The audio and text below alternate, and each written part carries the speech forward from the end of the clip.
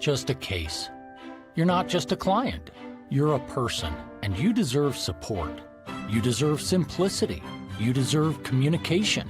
When you hire an attorney, you deserve clear, risk-free advice that guides you to the best possible outcome in your injury case. And that's exactly what the advocates have been providing for over 30 years. After your accident, you deserve closure.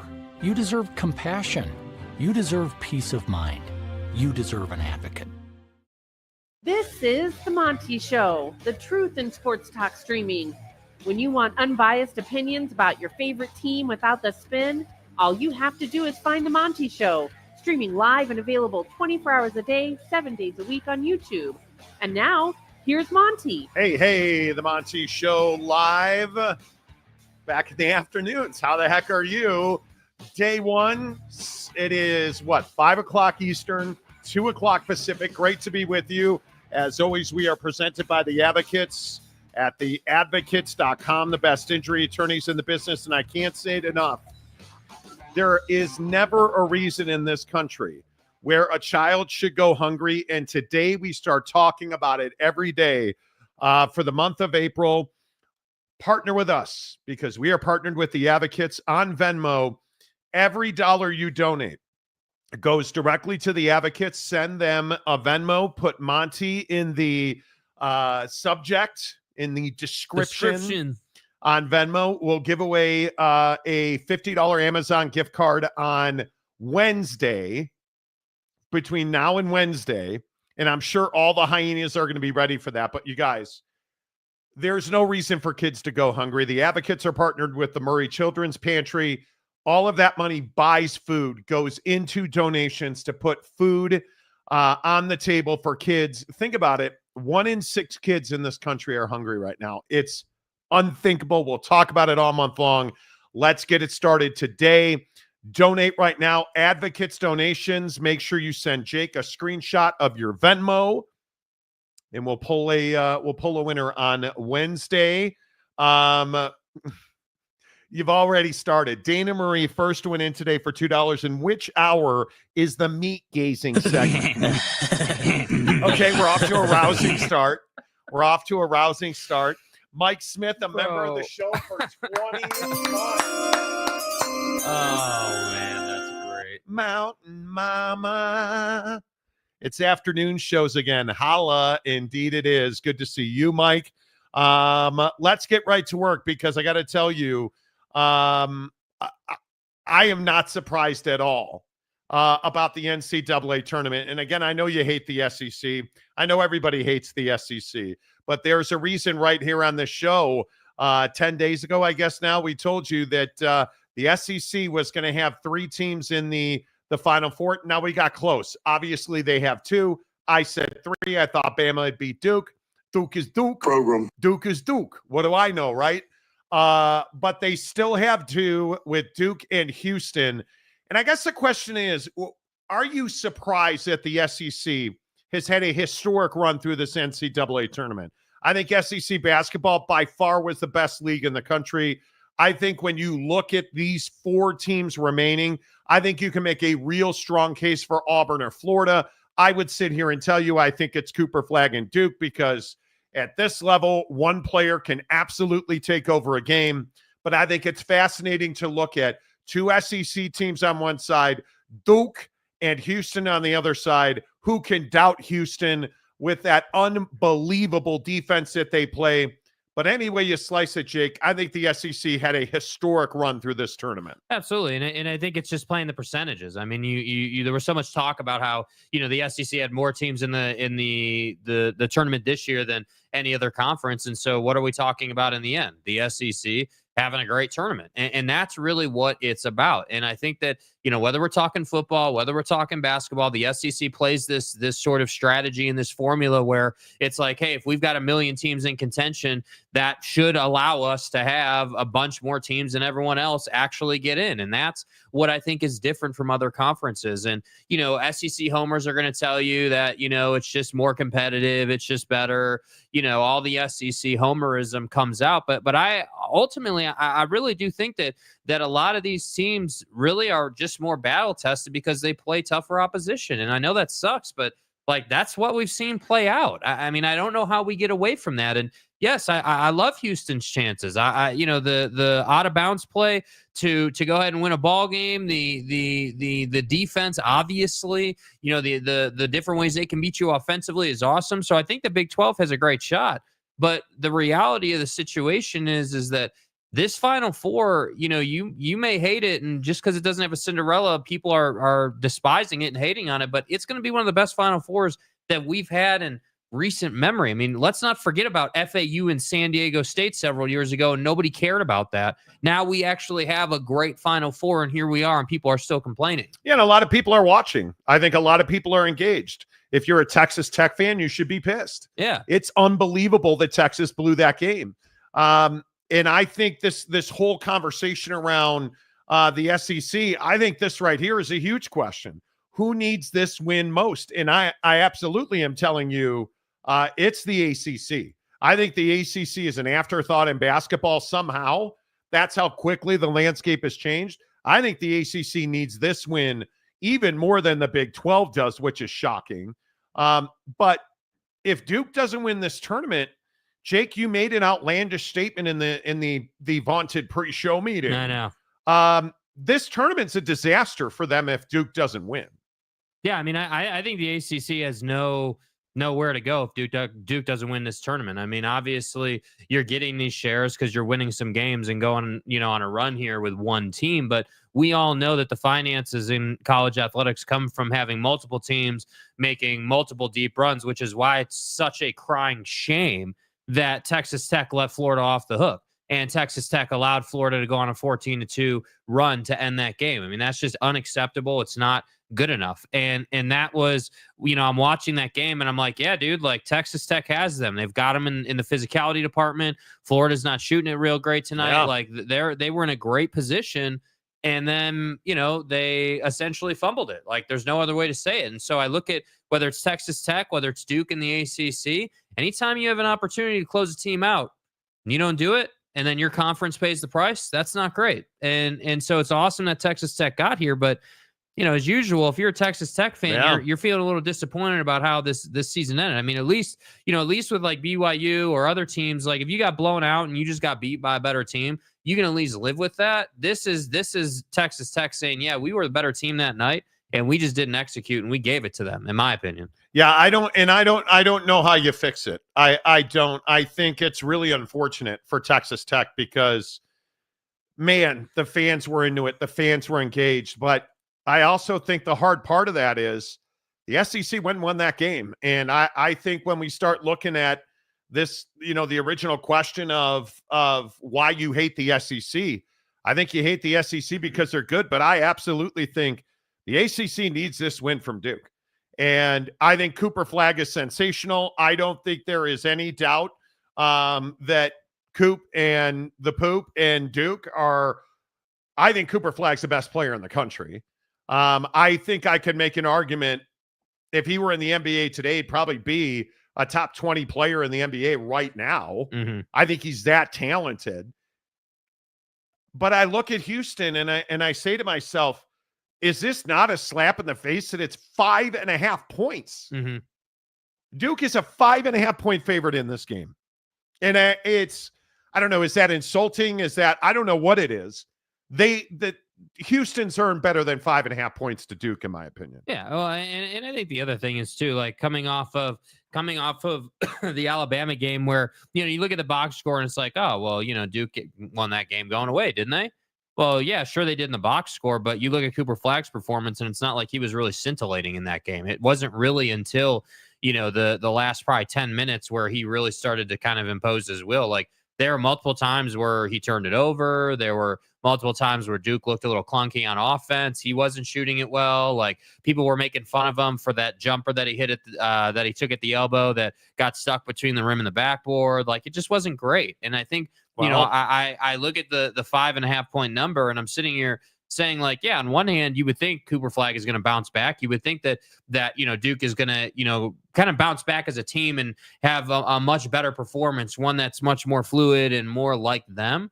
But was it them or was it, Alabama's ability to play good defense and cause problems? Because I was watching from an Alabama fan's perspective, and I felt like Alabama was doing everything they needed to do to be disruptive defensively. And that's you look at Houston, and Houston's probably, time and a half as good on defense as Alabama is. I mean, I would agree with that. Houston's elite, like defensively, and Cooper Flagg's not going to get suffocating. Yeah, Cooper Flagg's not going to get some awesome matchup in this game consistently. Like, Houston's got length, they've got athleticism, they've got speed, and their dynamic as a team.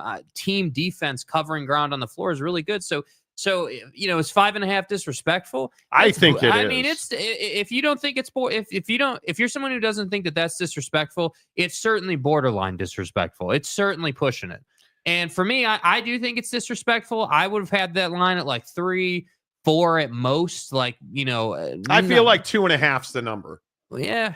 I mean, and listen, I understand. The boys in Vegas set lines to get us idiots to bet on it, right? Yeah, they got to make bread. We understand this. I understand. I think it's incredibly insulting that this line's at 5.5. It is. That's way too much. But maybe on the flip side of it, to your point, if you're the boys in Vegas, are you not counting on a bunch of money coming in on Houston to cover that?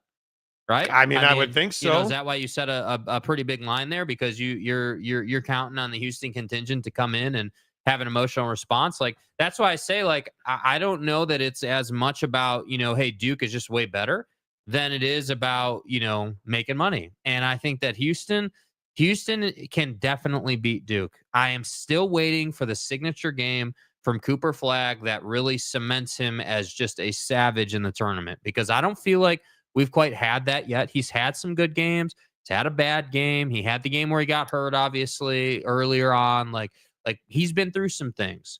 But when is the game where Cooper Flagg, goes out and wins it for Duke and dominates? I don't think that's happening against Houston.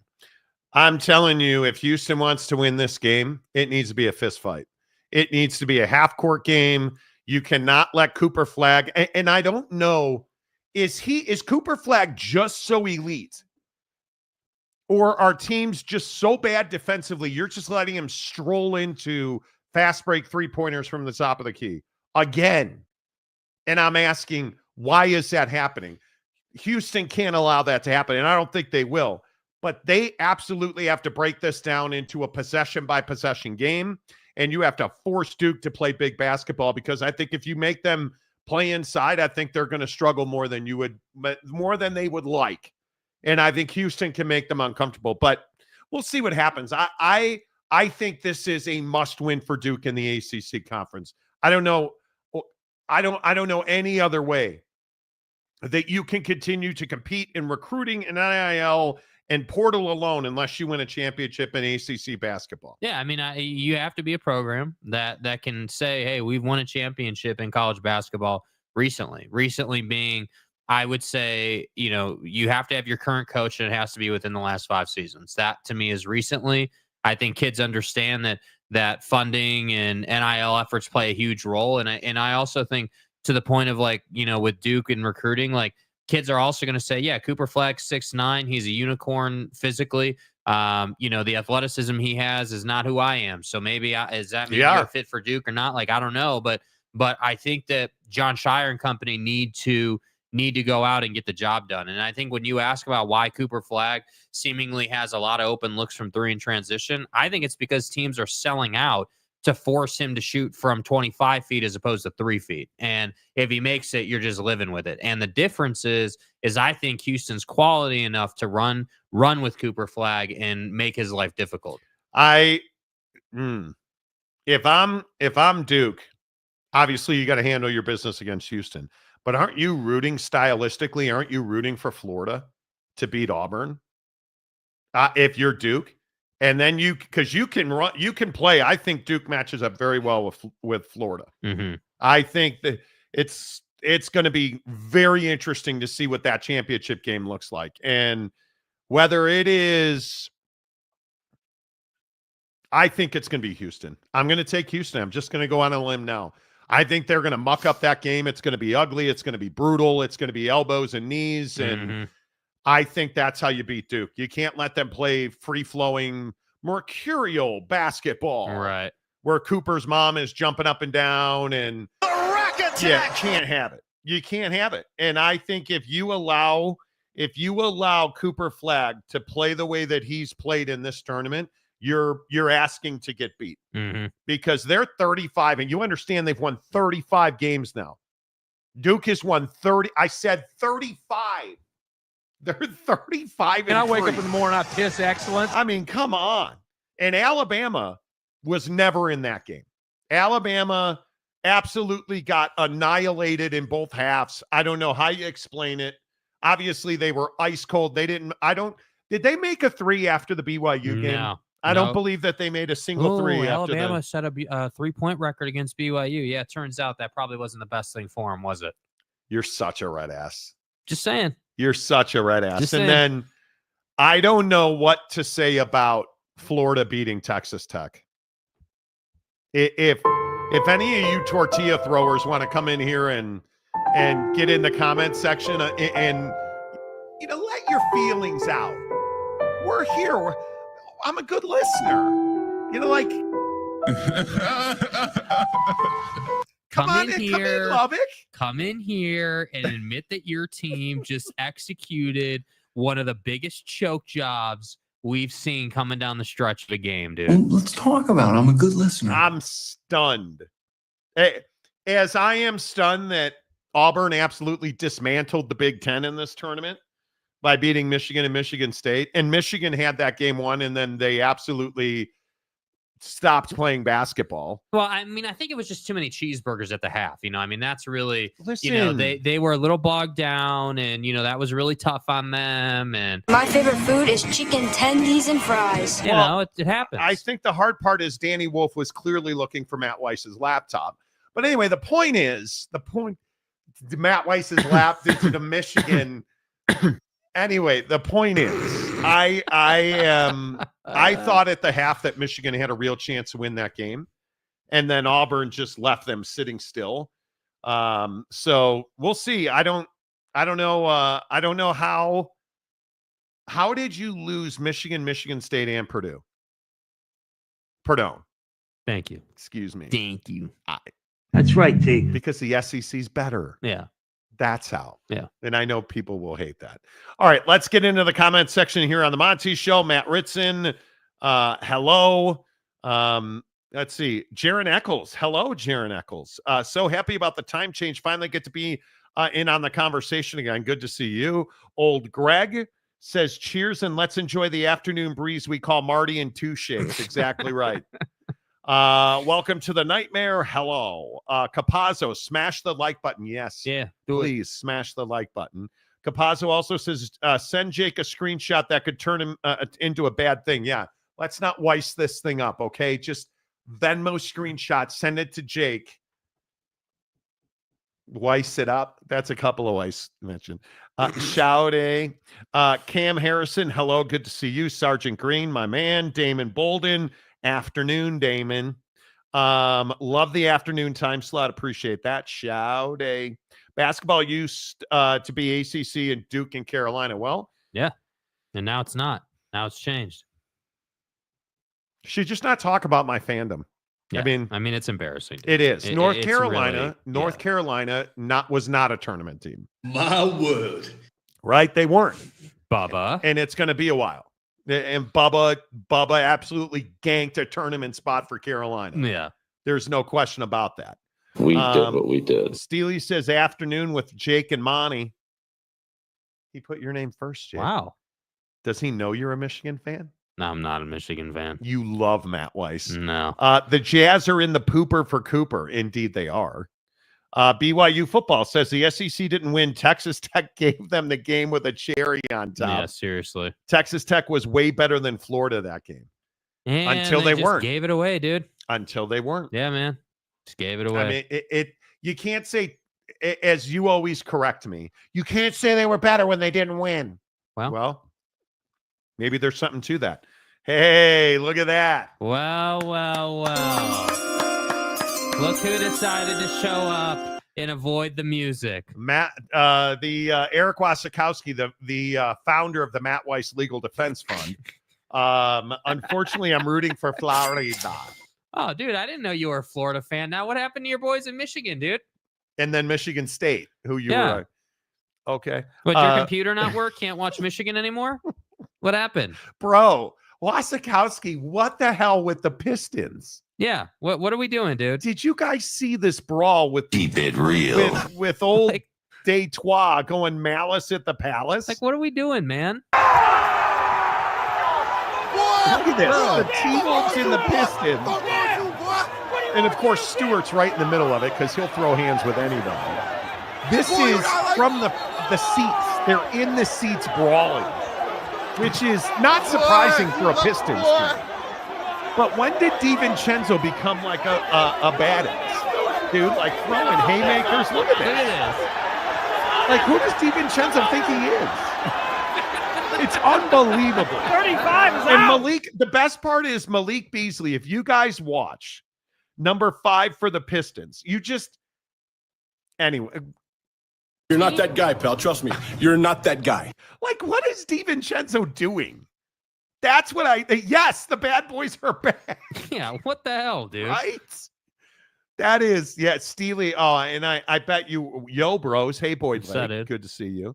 I was heartbroken the Michigan lost. Oh, I'm sure God. You were, dude. The Buckeye tears rolling. Gosh, Steely is a huge Ohio State fan. Zapata, good to see you, Zapata. Howdy from Harris County. Go Cougs. I think you're in good shape. I feel like I am probably the only one in the country who thinks this is 70-68 Houston wins. I think it's a low scoring, low possession. Well, Houston knows they got to be nails defensively to be in it. Like you just have to be. I think doesn't it have to be like a plodding, methodical game? Less than 80 for either side. Yeah, totally would agree. Totally would agree. Let's see. Matt Ritson, Stanford hires Frank Reich as its interim coach. Relationships make the world go round.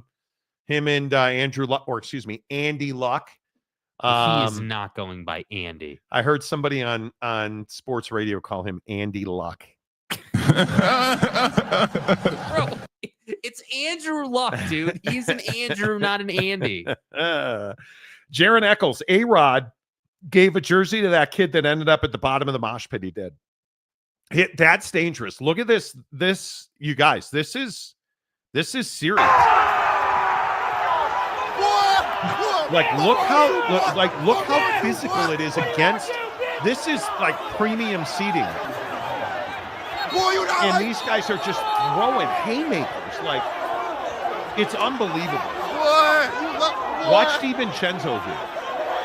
Watch him just come up. We're going to chill. We're chilling. Sitting out. What are we doing?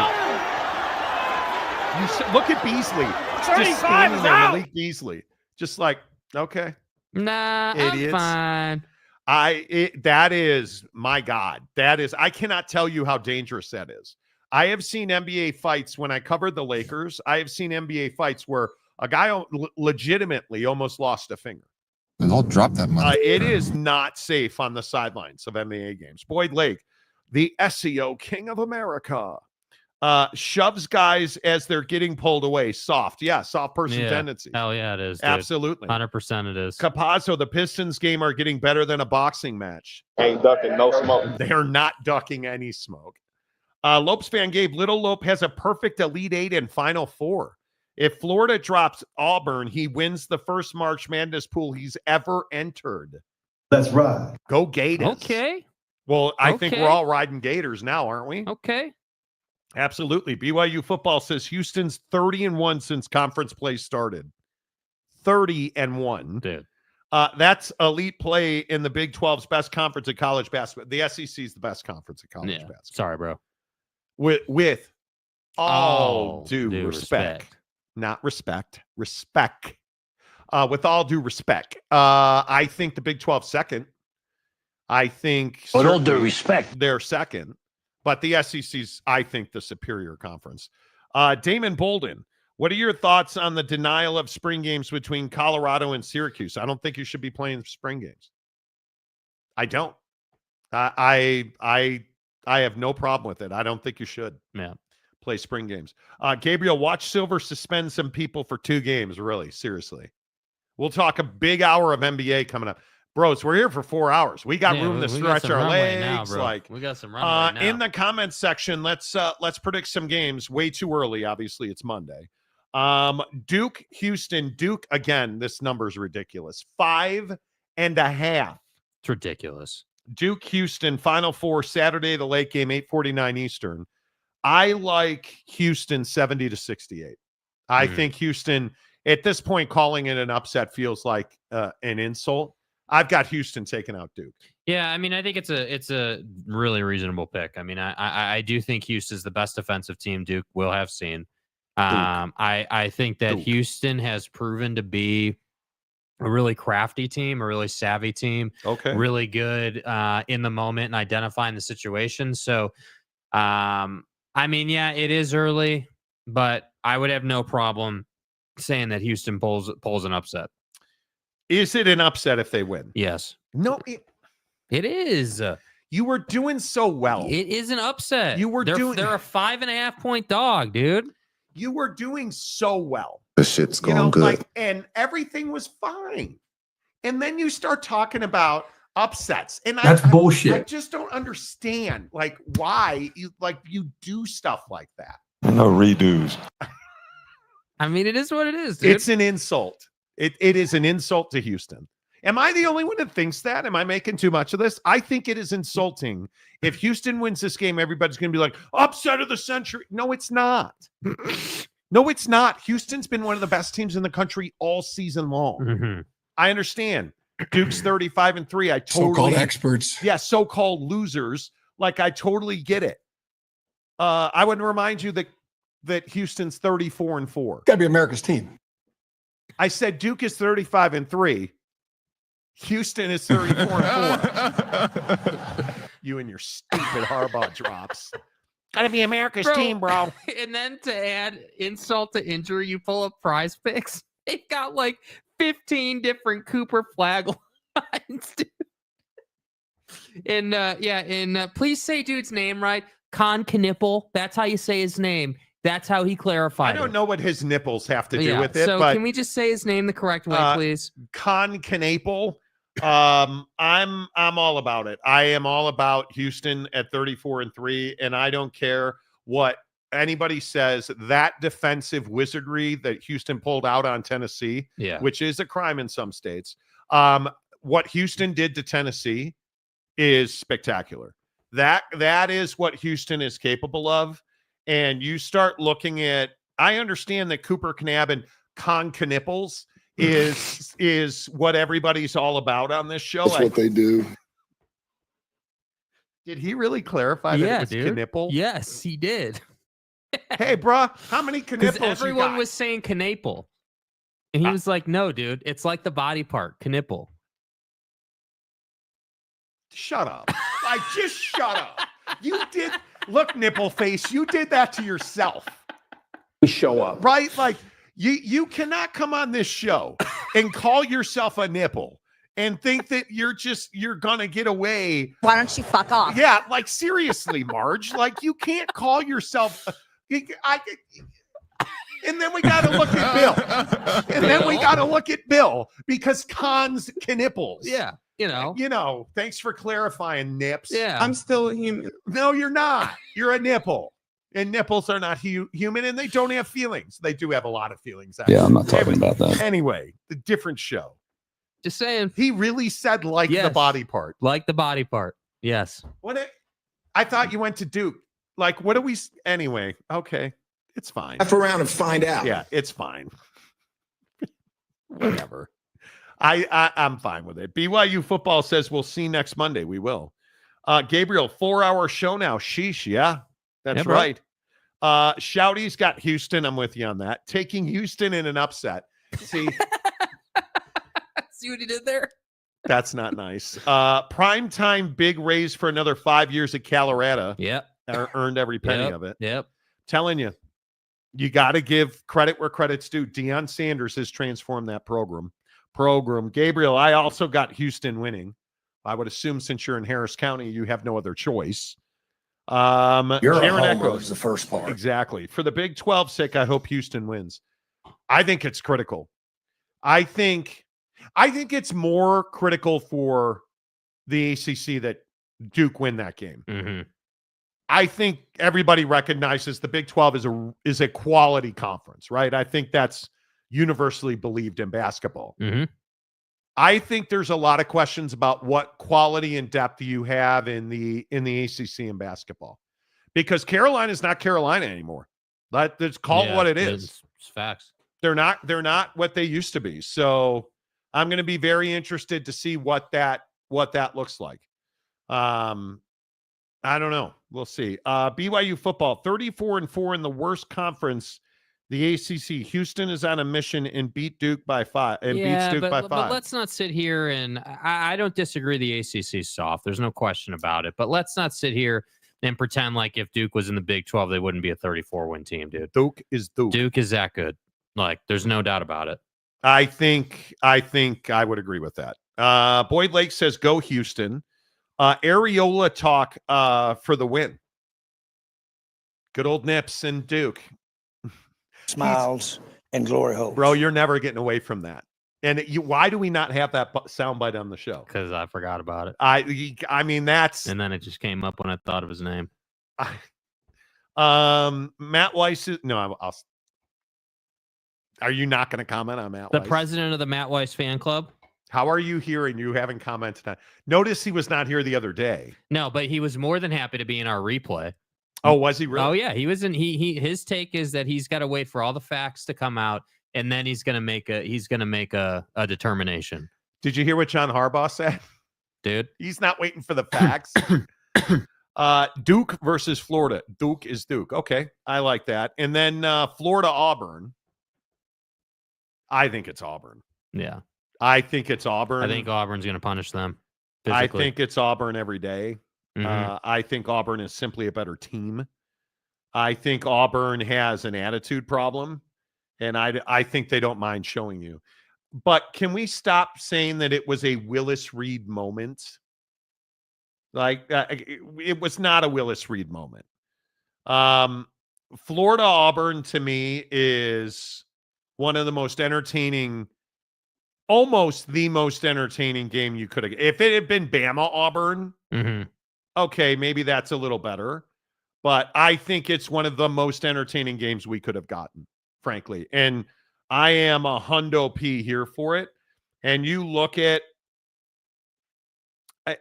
it's probably strong to say I didn't doubt Auburn could beat Michigan State because Tom Izzo is a stud. It's still Tom Izzo, though.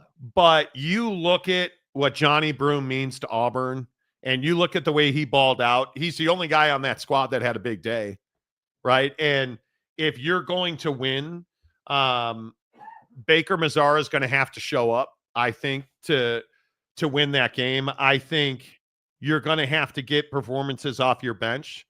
But make no mistake about it, Johnny Broome is just as capable as Cooper Flagg carrying a basketball team. Mm-hmm. And he does it a little differently, obviously.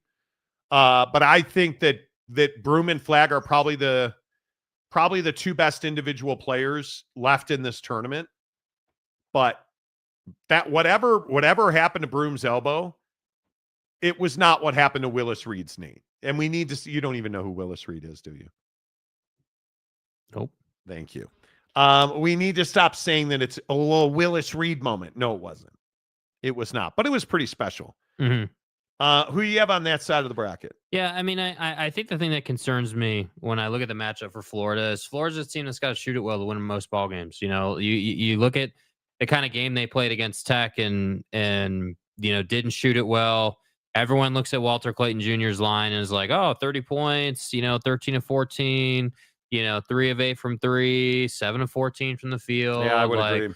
Everyone looks at that, but what really stands out to me is you were just not you were not great from 3 overall as a team. And I think that the thing with playing Auburn is they're going to play that slower style. They're going to play the, half court, grind you out, get you in foul trouble, play the mind game with you style of basketball. And that's not Florida's game. That is not what Florida needs to be successful. Florida needs more, in my opinion, Florida needs a more free-flowing game. Doesn't necessarily have to be a track meet, but a more free-flowing game that that really allows them to get out and find their rhythm from three. And I just don't see that playing out against a team like Auburn that's physical and really wants to take it to you and get to the line. So for me, I would agree it's Auburn. I think Florida is a really good team, but you're playing the best of the best now, and the best of the best are not going to let you off the hook. Yeah, unfortunately, for Lopes fan Gabe, I'm taking Auburn. Yeah. I am taking Auburn. I am taking Houston, and I think that is going to be one of the least enjoyable games to watch. Stylistically, that's a nightmare. I mean, I think Florida is going to have to make 23s in that game to win that ball game. I think it's going to be they're going to need that type of performance. Okay. Like they were 9 of 24 from three against Tech. You're going to need to be, 18 of 30, 20 of 35, like you're going to need to shoot it really well, in my opinion. Yep. To get it done. Wasikowski says, I must have missed that show because Khan went crazy. Yeah, he came in here and defended Matt Weiss's actions. So good luck with that. Boyd Lake, Houston and Auburn will be your final. I tend to lean that way. Yeah. I tend to lean that way too. Damian Fowler, I'll be a red ass of the show and pick Duke. Okay. Someone's got to. Okay. Way to take one for the team and sacrifice. Yeah. Nice, dude. Jeremiah Champion. Yay. Yeah. How's the teaching going, dude? Yeah. What's going on, dude? Is spring break over? Big Daddy Magic. Oh, God. Duke wins by 17. Victor's the way. I don't think that's the case. He says, hey, playa, Florida has good weather year round. Mrs. Monty won't even contemplate living in Florida. If I said, how about we move to Jupe, I do think that she would divorce me. Boom. Out of here. I'm like, done. You're filling in for somebody. She'll take my fish tank and leave. I'm telling you right now. I would move to, I think I would try to live in Florida for a year easily. She used to say, you can go and live anywhere for 5 years. And then we did a nickel upstate in Arizona, and that's all changed now. Can we get a shack on the golf course in Jupe? That's all changed now. You live in Arizona for 5 years, it does something to you because you're in the hole 24/7 in Arizona. Probably shouldn't keep making prison references. Speaking of prison, giggity. Hey, guys, the afternoon looks good on you. Yeah, it's nice to be awake doing the show. That's kind of cool. Not really sure why I said prison and giggity, but good to see you. I'm talking about Auburn because Michigan State and Florida are very similar. Auburn going to out physical Florida. I agree. Yeah. Auburn, let's just be real clear. Auburn, Houston will not be an entertaining. If you want people to watch, a lot of people to watch the final next Monday, a week from today, you want Florida and Duke. Duke has to be in there either way. You want Florida and Duke. If you want the two best teams, it's Auburn and Houston. And I think, bros, I don't even know how you pick that game. Big 12 needs to win a championship so bad, dude. I don't even know how you pick that game. I'm telling you. Let's see. Damian Fowler, these two teams are so similar with each other. Anything can happen in this game. Take records and how they played the last two games out of it. You're not wrong about that. I would agree. John Hamm. Duke makes winning big look easy. Well, and I think that's an intangible. Cooper Flagg is one of the few players in this tournament. Like, he's never had like a shaky moment. I've never looked at Cooper Flagg playing in this tournament and been like, ooh, the moment's too big. When you play in the NBA and you go to NBA Summer League and you play with Chris Brickley and his runs over the summer with NBA guys and you dominate. Yeah. You go to the pre-Olympic camp and you dominate as USA a teenager select team. and you dominate. It's awfully hard to be like, yeah, man, this NCAA tournament, I'm not sure I can handle it. I'm going to say he can handle it. Yeah. And when he's playing for the San Antonio Spurs next year, I'm going to say he can handle it. Man, that just is so bad. I hate it so much. Would that not be the nightmare if Big Daddy Magic got both Victor Wembanyama and Cooper's Flagg on his team? Oh my goodness. Dude, I don't, When I die, I'm going to paradise. Yeah, you'd be dead already. I don't even know, I'm not sure that dude would be among us anymore. So wait, have we settled the conversation of, hey, yeah, he's going to the NBA, right? Like, I think we all agree. No question, dude. The pooper is taking his Buddy's going to get a paycheck. Cooper's taking his pooper to the NBA. Yeah, he's going to plant the flag and, do his thing. Yeah, I don't think there's any doubt that he's going to the NBA. I just don't know why you wouldn't. Especially after that near miss with the ankle injury. Yeah, you got to get on with it, bro. Yeah, I think that, and there's no question he's the best player in college basketball. And he's still young. He's the number one 25. Wasikowski, 3 months living in Florida, and I already look Hispanic. What are we doing, bro? Like, see, you say stuff like that. This is like your third comment, and you're already rolling out this kind of stuff. All I needed you to put there, like right before you read that or wrote that comment, you just put, I'm not a racist, but, comma, 3 months living. Bro. Gotta tell you, I look like them Latinos. What are we doing, man? How do you comment something like that, bro? And then you wonder and are surprised why YouTube filters you. You're just come on. The best part about it is he's like, oh yeah, I already look like one of them Hispanics. Like that's who you are, man.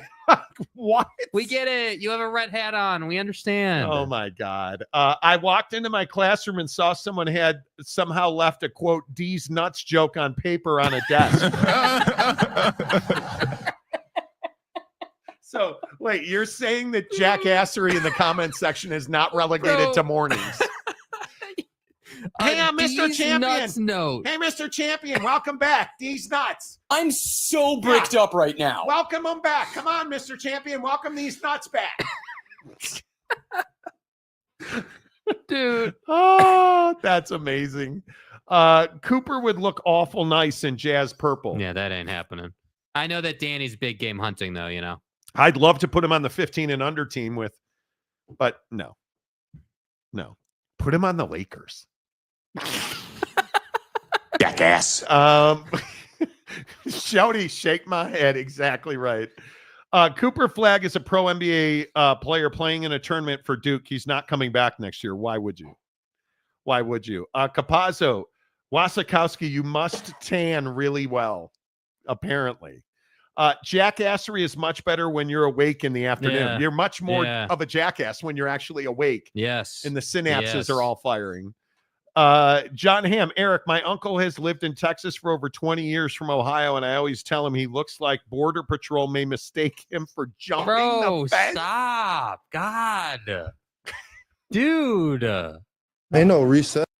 What are we doing today? Like, oh my God. You just have to snap out of it a little bit.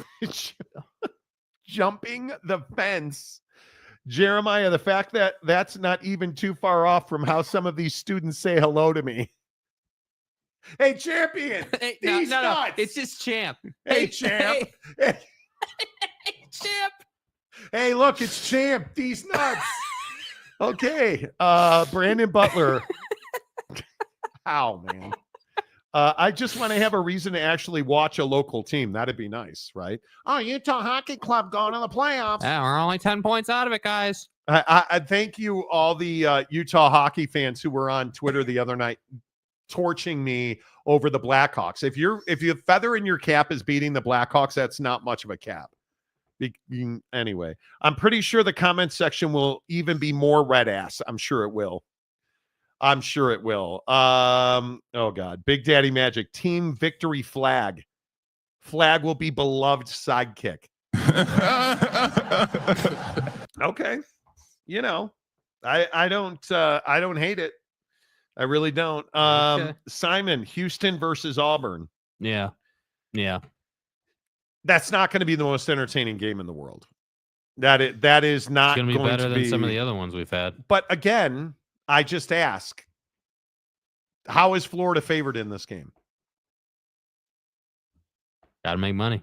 That's how. That's the only way. It's a Anyone little surprising. Who watches basketball is not favoring Florida in that game. Yeah, it's a little surprising to me. That is, I mean, I just think it's, it's a game that is poster child team that everyone knows and loves in Florida. And then a team in Auburn that I feel like most college basketball fans know is really good and has a track record, but maybe your casual doesn't know as much about. That's the crazy part about Auburn. Brandon Butler, thoughts on the Millers maybe buying RSL? Yeah, I saw that. But wait, Ryan Smith owns RSL, and they're going to win championships. And Apparently not. Did you guys see that story that if you're one of our Utahns, the Larry H. Miller family is going to, it's pretty much a done deal from what I've seen, is going to buy a controlling share of Real Salt Lake. The current owner is going to remain as an owner, but no thoughts, no answers about what happens to the minority share. Yeah. With I think it is, listen, I very gently, I'm a huge soccer fan. It's not even on the radar in most of Salt Lake City, if we're being honest. And they have a great stadium. They're in a great location. I hope that they invest and they win. That's what I hope. It is, again, since we had the forced ownership change, and which is really unfortunate, club's never been the same. So I actually think it'll be good for RSL. I do think it'll be good for RSL in my opinion. All right. The Monty Show back in afternoons. What are you taking? What's your favorite Cooper Flagg prize pick here? Let's see here. Let me get this back up. I mean, I really like 23.5 points and assists. That's pretty much a gimme. 31.5 points, rebounds, and assists also feels like a gimme, but I think that, playing Houston, the problem is going to be output overall. You're playing a defensive team, and you do have to put out. Yeah. So I mean, if you're trying to get in the pooper for Cooper, taking a top end pick like that's probably risky. But 12.5 rebounds and assists also feels very attainable. You got to go points, rebounds, and assists. I just think it's too much. I think it's too much. You do? I do. I think points and assists at 23.5 is totally reasonable. Cooper Flagg is a playmaker. He, obviously he's on the ball constantly. Nipples is only 2.5 assists. Yeah. But see, that's the problem. He's on the other side of that. Flagg's feeding Nipples, and it's not the other way around. Yeah, I think I am going to go points, rebounds, and assists for sure. I think you got to go points, either points, rebounds, and assists, or points and assists with Flagg. If you're not going to take Cooper Flagg, if you want an alternate one, Proctor is the guy that I'd go to. This is a big game. They're going to need him. He knows they need him. 12.5 points out of Proctor. That's kind of a gimme, in my opinion, for a guy that shoots the three that well. So, I mean, that to me, and then, of course, you have the Goblins for Cooper Flagg, 6.5 rebounds, 34.5 points, rebounds, and assists, which he's only done one time. So, but then again, he missed. He 31.5. He did Baylor and Arizona, but then he ran into a really good Alabama defensive club and did not. He only put up 28. I would go points and assists with Cooper Flagg. His double demon is 39.5 points, rebounds, and assists. Yeah. I think I'm comfortable taking him at 31.5 points, rebounds, and assists. I think I'm fine with that. The big one for me is LJ Cryer at 21.5 points, rebounds, and assists. Yeah. He has not had the best tournament. He missed against Perdon't, but hit against Gonzaga. It's Gonzaga. No, please don't at me. Gonzaga in Tennessee. I'm going to take him more on that. And then I think there's some big numbers like Walter Clayton Jr. What about Broom's rebounds? Like that might be one that you go Johnny Broom 10 rebounds. Yeah. And I think you can go more. But look at his points, rebounds, assist numbers, 30.5. I mean, he should have that against a Florida team. Yeah, I'm going to go more on rebound. I'm going to go 11.5 demon rebounds. By the way, I'm going. He had 39 points, rebounds, and assists against Michigan, and 41 against Michigan State. You do you. I'm doing rebounds. I'm taking him on a demon at 34.5 points, rebounds, and assists in that game. He's going to carry them. Okay. Make sure you open up a new PrizePicks account. Download the PrizePicks app. Use the promo code Monty. You deposit $5. PrizePicks will give you 50 more, which is, I mean, it's almost inarguable. That is the best. That is the best daily fantasy promo I think that we have ever seen. Hook it up. PrizePicks, the official daily fantasy partner of the Monty Show. Lamar Jackson, are you paying him $60 million a year? We'll talk about that next. Yo, you think Dallas's Power 4 gonna drop 30 tomorrow? Why you tripping? Did you see his mom made a post about going to the game? What? Hold up. His mama gonna be there? He's been averaging like 34 points a game when she's there. At least 40 when she be on that Jumbotron. He don't like to let his mama down. Pick more, pick less. It's that easy. Cash in on your sports fandom with PrizePicks. Use the promo code Monty. You deposit $5, they'll give you 50 more at PrizePicks. Join the tens of millions of people using PrizePicks on a daily basis. The NCAA Tournament, the Final Four. Obviously, Major League Baseball. We have to talk about the New York Yankees and their bats. Yeah, torpedoes. But there's so much to love about PrizePicks. It's so easy to win. Hook it up. Download the PrizePicks app. Wow. Speaking of Major League Baseball, Jurickson Profar suspended 80 games for violating the MLB's PED policy, according to Jeff Passan, who says sources have confirmed to him at ESPN. Who's he playing for? Padre? The Atlanta Braves. Braves. Wow. Damn. Wow. That is massive for the Braves. He is a critical part of that. Wow. Well, there you go. Man, it's so good to have baseball back, ain't it? No, not really. A week from now, we'll be in Chicago. The Rangers will be there. Mm-hmm. So I'm looking forward to that. A lot of content on the channel from Chicago next week. Make sure you tune in for that. Let's get into Lamar Jackson and the Baltimore Ravens. I'll just continue to be amazed that this guy gets this kind of bread. And I understand that he is supposedly a starting quarterback, but somebody's going to have to convince me that Lamar Jackson's a Super Bowl caliber quarterback, because I haven't seen it. And I'll continue to sit on this show until he is. He's not. And when I need a guy to stand in the pocket and deliver a football, I'm not picking Lamar Jackson. I'm probably not picking him top 10 in the NFL. And at some point, somebody's going to get on board with the fact that when you pay a quarterback $60 million a year, which is insane money for a quarterback who has not been able to pass you to a championship, and he's had the weapons, he's had the opportunity, he's had the offensive line, and the Baltimore Ravens keep giving Lamar Jackson money. Is he a gifted runner? Yes. Has he improved his throwing? No question. Do you want to hand the ball to Lamar Jackson and ask him to throw you to a Super Bowl, Jake? Because I certainly do not. Yeah, I mean, the answer is hell no. Hell no. And he hasn't shown the ability to do it. Now, here's the problem.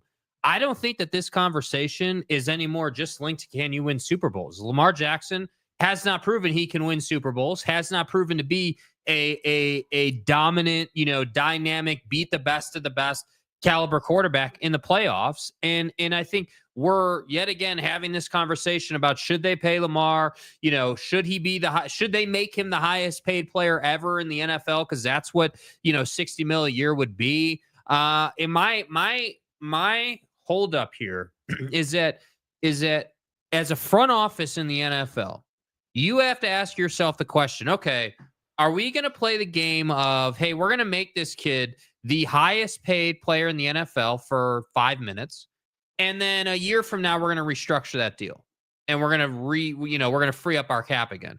Because that's what I feel like teams are doing now. I mean, we have seen it time and time again with these different contracts. You look at the Cowboys, the Chiefs have done it repeatedly. Like, the strategy seems to be, let's appease our superstar, because there's no question about it. Lamar's one of the best players in the league, certainly a franchise quarterback in the league. He's not a Super Bowl winner, in my opinion, but I would much rather have Lamar Jackson than a lot of the mid-level guys, right? Like, you look at some of the questionable franchise-level quarterbacks, I'm certainly taking Lamar Jackson over Tua, right? I'm certainly taking Lamar Jackson over Trevor Lawrence. I'm certainly taking Lamar Jackson over save Harbaugh, free Harbaugh, right? So, like, I think that we just throw around franchise quarterback to anybody anymore. And to me, Lamar Jackson is not a pay him the most money the league's ever seen guy. But here's the problem. What are you going to do if you're Baltimore? You don't have another option. The problem is these franchises are held hostage by the market. What are you not going to pay Lamar Jackson? Are you going to be the front office, the GM? No, what you're not going to do is win. Well, but again, I agree with that, but I don't think anybody cares about that. Yeah, I think that's all crazy. They care about is let's appease this guy. Let's get past his contract. Let's restructure it. And then let's hold Lamar accountable when we don't win. I don't know, because the alternative is, and this is where I think the rubber meets the road. The alternative is don't pay Lamar Jackson, be known as the franchise that let Lamar Jackson go, and then where's he going to go? But listen, you better have an alternative. But why are you doing this now? That's the thing I don't understand. He just held you hostage. Yeah, do we not remember the contract negotiation? Do we not remember the drama and all the cryptic social media stuff? And we remember all of that. And I'm telling you guys, this is as much as I am 100% on board with this dude is not a Super Bowl winner. I have questions about whether he will ever win a Super Bowl because of his style of play. Now, what I again, just in fairness to him, I do from a spectator point of view, I love watching the guy play quarterback, running around, terrorizing defenses. It's awesome to watch from an entertainment standpoint. This guy is not a proven throw it down the field when you need him to guy. And so we're sitting here once again talking about Lamar Jackson being paid on top of the league when we're still waiting for Dak to get paid again, right? We're still waiting for several of these other guys to get that, hey, I'm the new top dog in the league contract. And yet here's Baltimore getting ahead of the curve, wanting to pay this dude. And I just don't understand it. I will continue to tell you he can't beat Kansas City and he can't beat Buffalo. Yeah. Those are the only two teams in the AFC right now that matter. That's all that matters. And the truth is, the Ravens don't matter because Lamar Jackson's not good enough. And when I say not good enough, he is 3-5 in the postseason. He has won, that's 37% of his games, right? He is only completing 60% of his passes. And I would remind you, against the Chiefs last year, he had that game where he went 20 of 37 for 54%. He's also got a game where he went 14 of 29 against the Chargers for 48%. Remember that doozy. He's a 10 touchdown, 7 interception performer. It's just not very good in the postseason. And let's not forget, what did they do this postseason and last postseason? You had Derrick Henry, right? This past year. Had this huge weapon. Hey, It's Lamar, it's King Henry. We're going to go out and dominate in the playoffs. We're going to road grade teams. And to their credit, in the regular season, they absolutely did that. He turned around, handed that thing off, and Derrick Henry was off to the races. No problem. But then what happened in the postseason? You went away from that, and you put the ball in Lamar's hands, and what happened? Oh, that's right. You didn't win a Super Bowl. Wait, did they win the AFC? Nope. No, they didn't win the AFC. Wait, did they beat the Bills and go on to even play in the AFC Championship game? No, that's right. They didn't, right? Because you went away from the game plan, which is precisely my point here. Your game plan, and everybody agrees with this. This is not a two holes hot take or anything wild. Everybody agrees you should have handed it off to Derrick Henry at least 30 times in that playoff game. You didn't do that. You lost. And now here we are in the offseason listening to John Harbaugh and everybody and their mom in the organization evangelize for this guy. And I just don't get it, dude. With 3 full years and an opt-out left on his contract, you are now renegotiating that deal. And you are going to bump him up to over 20% of your salary cap. How does that math? I don't know. I obviously I am not that smart of a guy. I'm not that smart. I'm not paying Lamar $60 million a year, and I understand. Is it hard to replace Lamar? Yes. But do you want regular season Lamar, or do you want somebody who can win in the postseason? And I'm not talking about Kirk Cousins or, well, go get Aaron Rodgers. I'm not saying that. But your job as an NFL GM is to find a quarterback. And if we've learned anything from the Anthony Richardsons and the Lamars and the Kylers and RG3, running quarterbacks don't win at a high level in the NFL. Deshaun Watson. Did you guys hear? Okay, before. Would you pay Lamar Jackson $60 million a year? And I want you guys really quick, listen to John Harbaugh, dude. Listen to the certainty with which John Harbaugh talks about, hey, when it's his time, he is for sure going to be the highest paid player in the NFL. Really, with all those guys, I mean, you just got to kind of manage that dance, the salary cap dance. And Lamar is the main part of that because he's the franchise player. So that's a possibility, I think. Sooner or later, definitely it's going to happen. Is it hard to put a value on Lamar? Yeah, I mean, the value is the top. You know, I mean, when Lamar gets paid, he's going to be the highest paid player in football. You know, just like he was last time. Yeah. I think every contract he signs, probably until he decides to hang up his cleats, he's going to be that guy. You're out of your damn mind. Like what? I'm not here for it. And I'll just tell you, this is a guy who just threatened to hold out. You paid him. He's got 2 years plus an option on his contract. Was that last offseason? Am I two off seasons ago? And I agree, he had a career year throwing the football. He completed 66% of his passes, 4,172 yards, 41 touchdowns, 4 interceptions, career year that didn't materialize in the postseason. Again. So it's great. And it's amazing that he's a 2-time MVP. It's amazing that, you know, he was the AP, I think, Offensive Player of the Year this year. Fantastic. I don't want that guy anywhere near the field in a postseason. Sorry. And I know it's tough to find a quarterback with his skill set, but that's your job. That is your job. And if it costs $60 million to keep Lamar, I'm looking somewhere else. And I'll continue to say this about quarterbacks and GMs in the NFL. This is the one position that gets you fired, and you continuously act scared. And when you act out of fear, you never make the right choice. Yes. And I whether it's Aaron Rodgers, pick your quarterback controversy. Brett Favre, Aaron Rodgers, any Chicago Bears general manager. Pick your guy. This has routinely happened, and it never ends well. It just never ends well. All right, Fat Jesus. Passing from the pocket is a myth, signed Kyler Murray. But, you know. Actually, it's signed Kyler Murray's ACL. Well, correct. But I think you got to give Kyler some credit for lifting weights. Pick it up. Walk back. There. Walk. One more. Right there. Look at this. Look at the intensity. Look, ass to grass. Kyler Murray getting ass to grass after an ACL surgery. Look at that form. Look at that flexibility when he had an ACL surgery. Look at that face. Look at Kyler's intensity. Get some.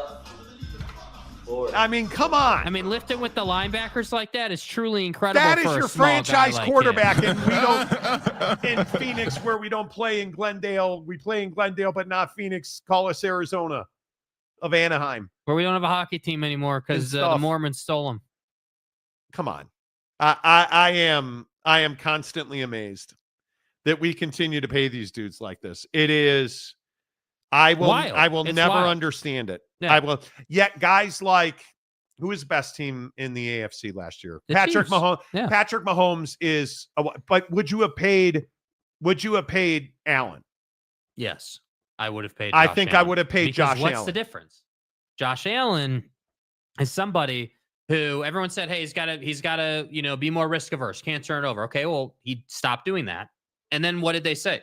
Well, there's only one step away from him going to the Super Bowl. And people, I feel like, unanimously respect, obviously, what the Chiefs have done and respect the fact that Patrick Mahomes is an all-time great. So at least with Patrick Mahomes and at least with Josh Allen, the Bills can hide under the facade of, well, we're losing to one of the best quarterbacks ever. it is what it is. Maybe we should start looking at Sean McDermott and not so much at Josh Allen, because I'm kind of in the, hey, Josh Allen's a freaking baller camp. Well, and just can't get over the hump. And what's the difference? He completes 66% of his passes in the postseason. He's 25-4 touchdown to interceptions. But Monty, didn't you just say that Lamar Jackson completes 66% of his passes? Not in the regular season. Not in the postseason. He's a 60% passer in the postseason. And I also would point out, just want to point this out, Lamar Jackson is most times the reason they lose, right? Was it him or was it Mark Andrews who threw that ball at Buddy's ankles at the goal line? Should have caught it. Right? Hit him in the hands, right? He got his hands on it, but maybe if the ball wasn't at his knees and it was at his face mask, we'd be having a different conversation. Yeah, right? It's those little things. I think that Josh Allen's a guy I would trust to stand in the pocket and deliver the football. I don't like he runs so much, and it's interesting that he's the absolute antithesis of the way Lamar plays. He plays with reckless abandon, and it worries me, but yeah. Let's see. You guys. Cubs Athletics home opener at AAA Ballpark tonight. Wow, that's Sacramento. Man, wow. Sacramento, you're not wrong about that. Big Daddy Magic. Lamar Jackson is not the MVP. It's the beloved Josh Allen. And Josh Allen worth every penny of the $20 gazillion they pay. Well, you're not wrong about that. Johnny Gonzalez, they're called the Baltimore Ravines because that team is currently stuck in the postseason ditch. Yeah. I'm curious if you had a pure pocket pass, a Jared Goff, perfect example. Never going to be the reason that your team is elite, not going to carry you. But Jared Goff's a hell of a quarterback. And he's not going to be the reason you lose. Would the Ravens have won a Super Bowl by now if Jared Goff was the starting quarterback? No. I think they would have competed for more AFC championships.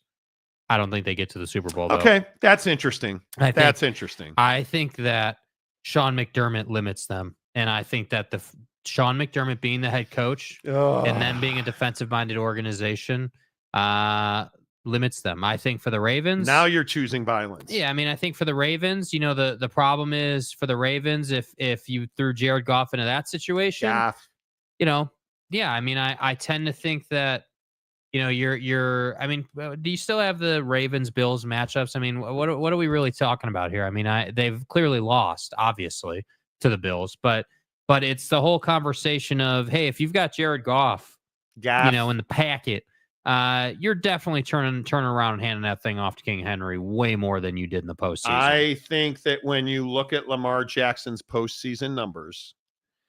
And which game do you want? You want the Buffalo Buffalo game? 18 of 25, 254, 2 touchdowns and an interception.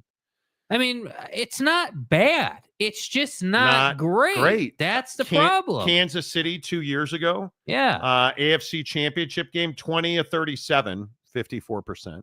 A touchdown and interception. Again, pedestrian, not great. 2021 against Buffalo, 14 of 24, no touchdowns and interception.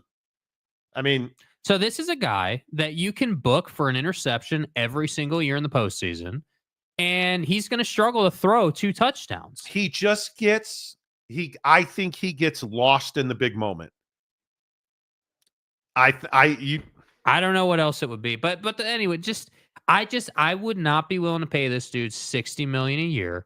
And the problem is, even though I'm not willing to do that, there's not a better alternative. There's not. You're not gonna trade or cut him to go to some bum off the street or some retread, or like he is in his prime. You're gonna ride or die with him, and no one's gonna blame you for that. Correct. But my God, do I hate that we're talking about $60 million a year for these guys. Football teams always overpay the quarterbacks. I agree with that. AAR, Lamar Jackson doesn't win, but likely fills up the stadium. Well, there's also jerseys. a piece of that too. Yes, yeah, I would agree with that. There's a piece of that.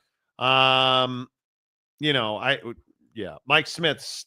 Teams are now putting built-in terms for restructuring for cap reasons.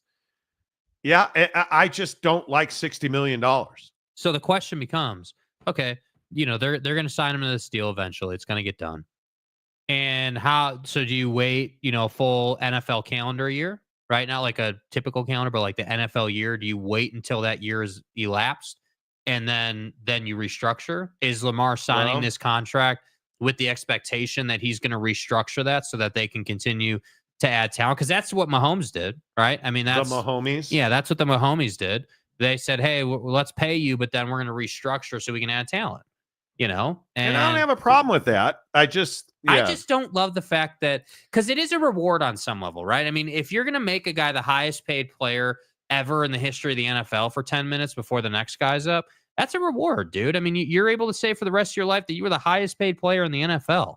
I mean, you haven't won a Super Bowl. You haven't beat you haven't beat your peers, the best of your peers, in Mahomes and Josh Allen. Like, what have you really done? I mean, he's improved clearly, but this is not someone that you can definitively say like if I posed a question of do we think Lamar Jackson wins a Super Bowl before he retires? I don't think that's a definitive yes at all, even a little bit. I don't, and I guess one of your best points is if Lamar Jackson were to leave the Ravens, well, I think Pittsburgh would call him today. Yeah. The Jets would call him today. But you're not going to let him walk away. You're going to trade him. Mm-hmm. They're never going to trade him. He's going to retire a Raven. I'm not. I would never have paid him $60 million. That's why I think it's so difficult in the NFL. Never, ever. And it's what you always say. You either have a quarterback or you don't. And this whole idea of, hey, well, we got to have a quarterback. What choice do we have? Sucks, because it's not like it does. Lamar's not asking for 60. The market demands that he gets 60. Like, you're going to look like a foolish organization if you were to offer Lamar 40, let's say, or some disrespectful ass number, right? If you offer Lamar Jackson 40 and his top dog peers are getting 60 or 57, like, that's a mistake, dude. You can't do that. And I say Dak Prescott or Lamar Jackson. Almost the same contract if Lamar gets a raise. Yeah, I have to say, like, I think Dak's got a better chance to win a Super Bowl, but aren't they the same guy?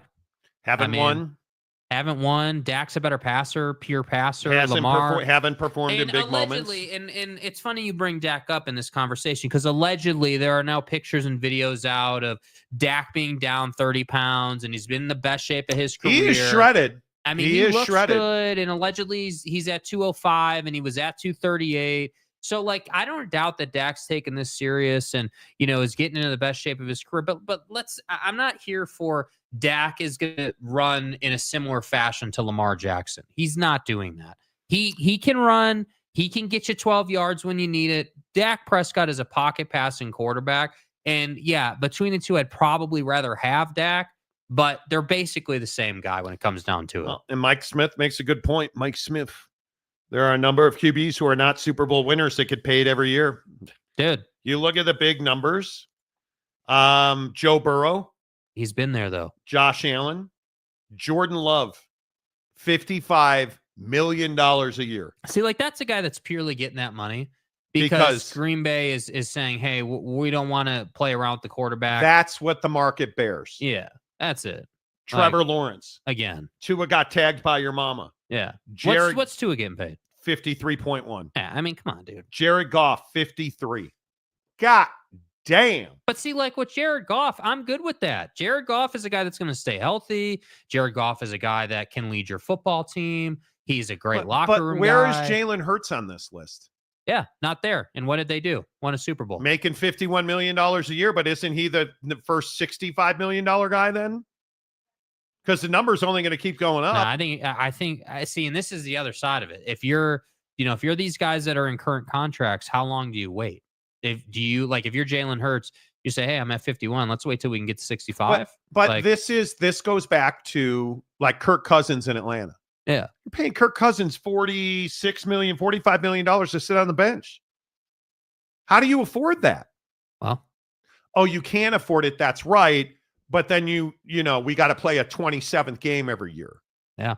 18 games. It's wild to me. And I think what's also interesting is this like Kirk Cousins is really interesting. You look at the negotiation between Pittsburgh and Aaron Rodgers. I mean, I still maintain I don't believe that Aaron Rodgers and the Pittsburgh Steelers are negotiating money. Why bring this up? Because it's a relevant portion of the conversation, dude. Why hurt my balls like this? Number one, I don't know what we're going to argue over this. Dude, first of all, I need to bring up, because all the coaches got together in their meetings and in typical fashion. Can we discuss really quick?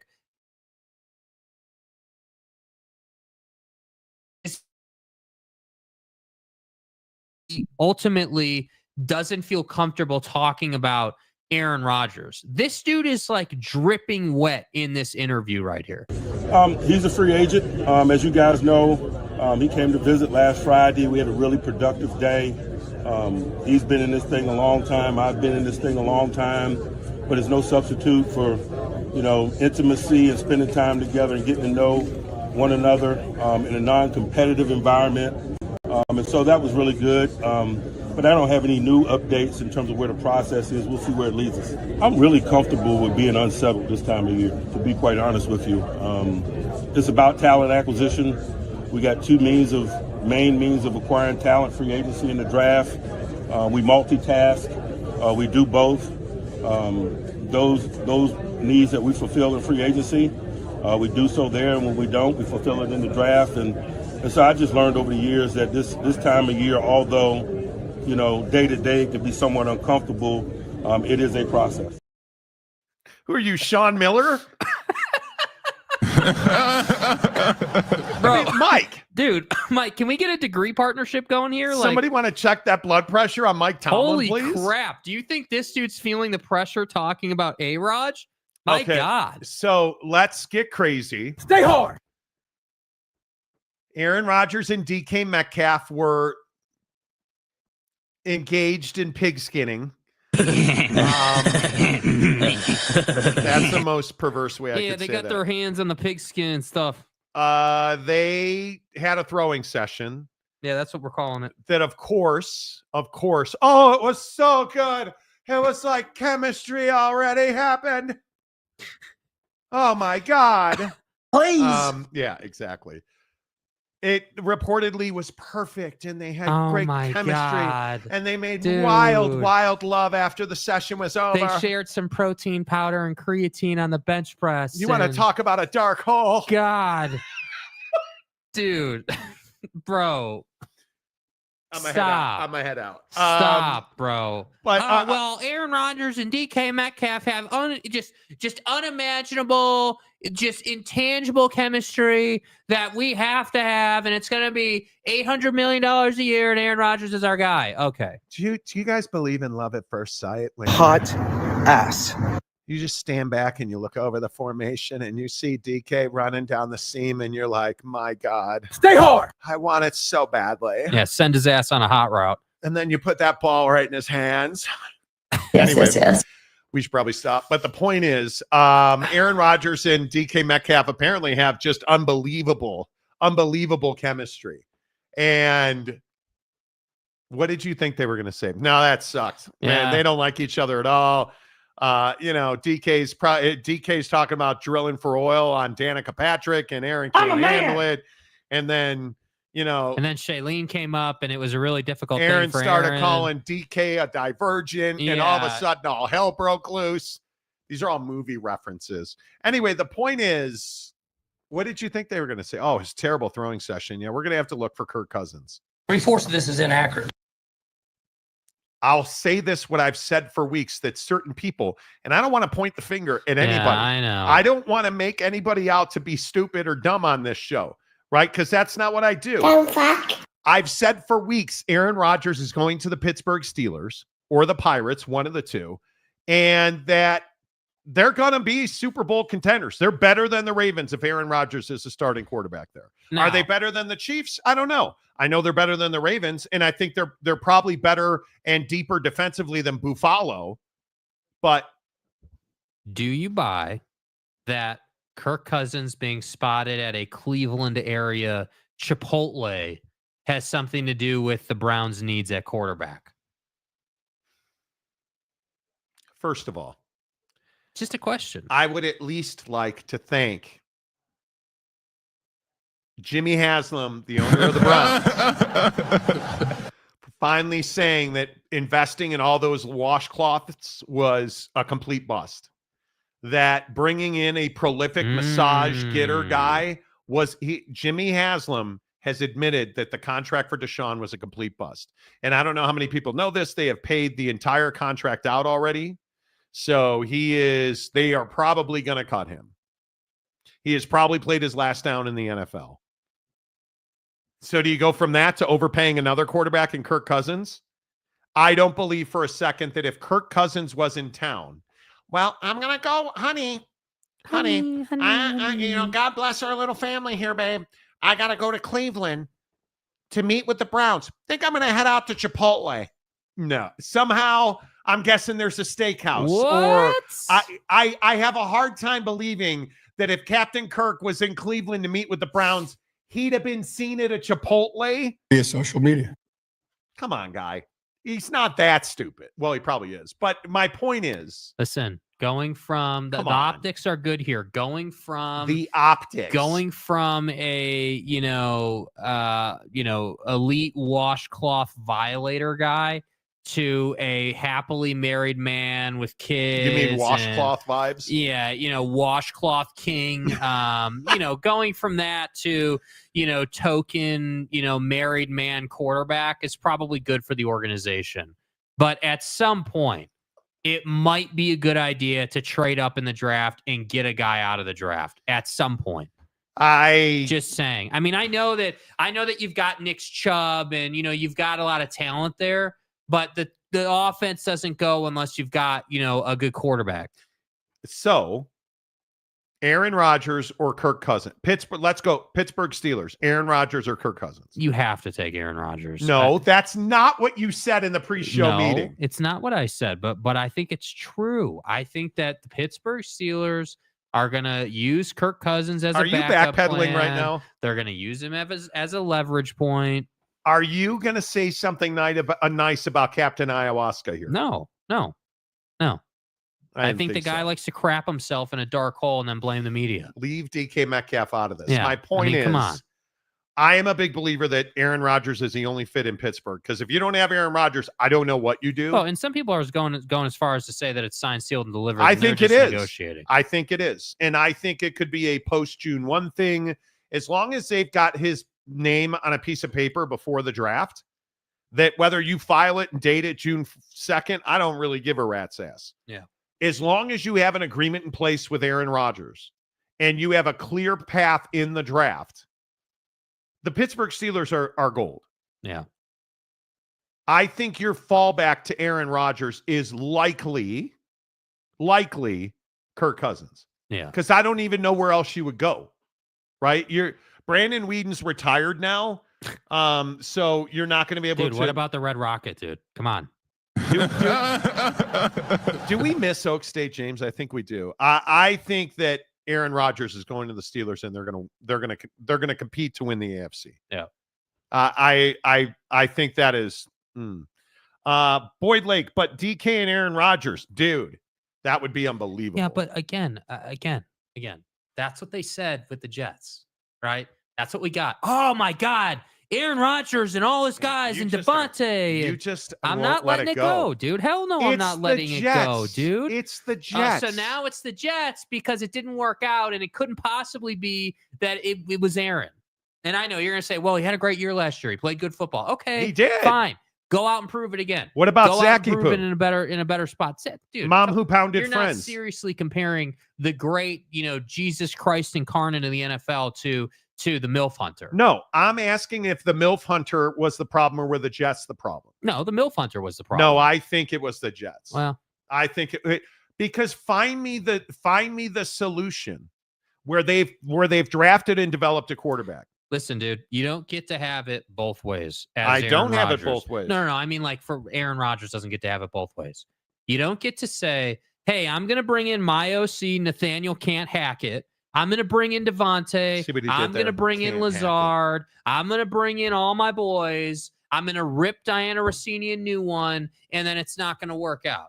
And then we're going to sit here afterwards and say it was the Jets, not Aaron Rodgers. Now, are the Jets a good organization? No, they're trash. And frankly, I don't know who thought it was a good idea or who thought that the Jets were somehow going to be like there was going to be a genie let out of the bottle that all of a sudden just made them a Super Bowl contender? You're out of your damn mind. At least with the Steelers, you can say, yep, there's tradition here. There's heritage. They've done this before. They've been there. Like, bro, at least with the Steelers, we can tell that story. So I would agree there's a better chance for this to work out. But I'm not going hook, line, and sinker full Gatorade mode and Kool-Aid mode about these two having amazing chemistry. We're like 2 seconds away from Aaron Rodgers being like, yeah, DK ran the wrong route, dude. He should have gone in when he should have, he went in when he should have gone up, dude. You're just never going to let that go. And I think, no, I'm not. I think I have no doubt in my mind anyway. I have no doubt that if Aaron Rodgers goes to Pittsburgh and he chooses to do what he's done so many times, which is come out of the darkness and make a decision, they're going to compete for an AFC championship. Go ahead. Oh, fucking God.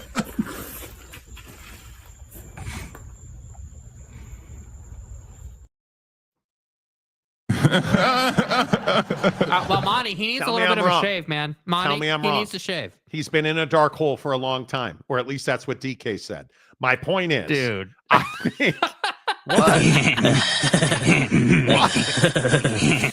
Bro, allegedly, what? He allegedly did what he did. He did what he did. No. All I'm saying is, all right, primetime son, Shador, you're talking about. Okay. Does Buddy's day-to-day look uncomfortable? It does. Bro, is he not sweating his ass off? He is. No doubt about it. When his DK met his calf. See what he did there? Met his calf. Right. It all kind of works together.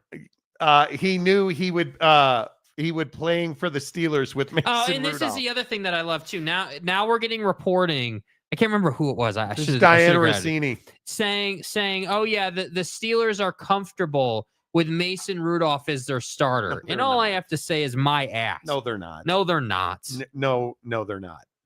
Yeah, and I love how if you want to be a Steeler, great. If not, pound sand. Where's all that talk now?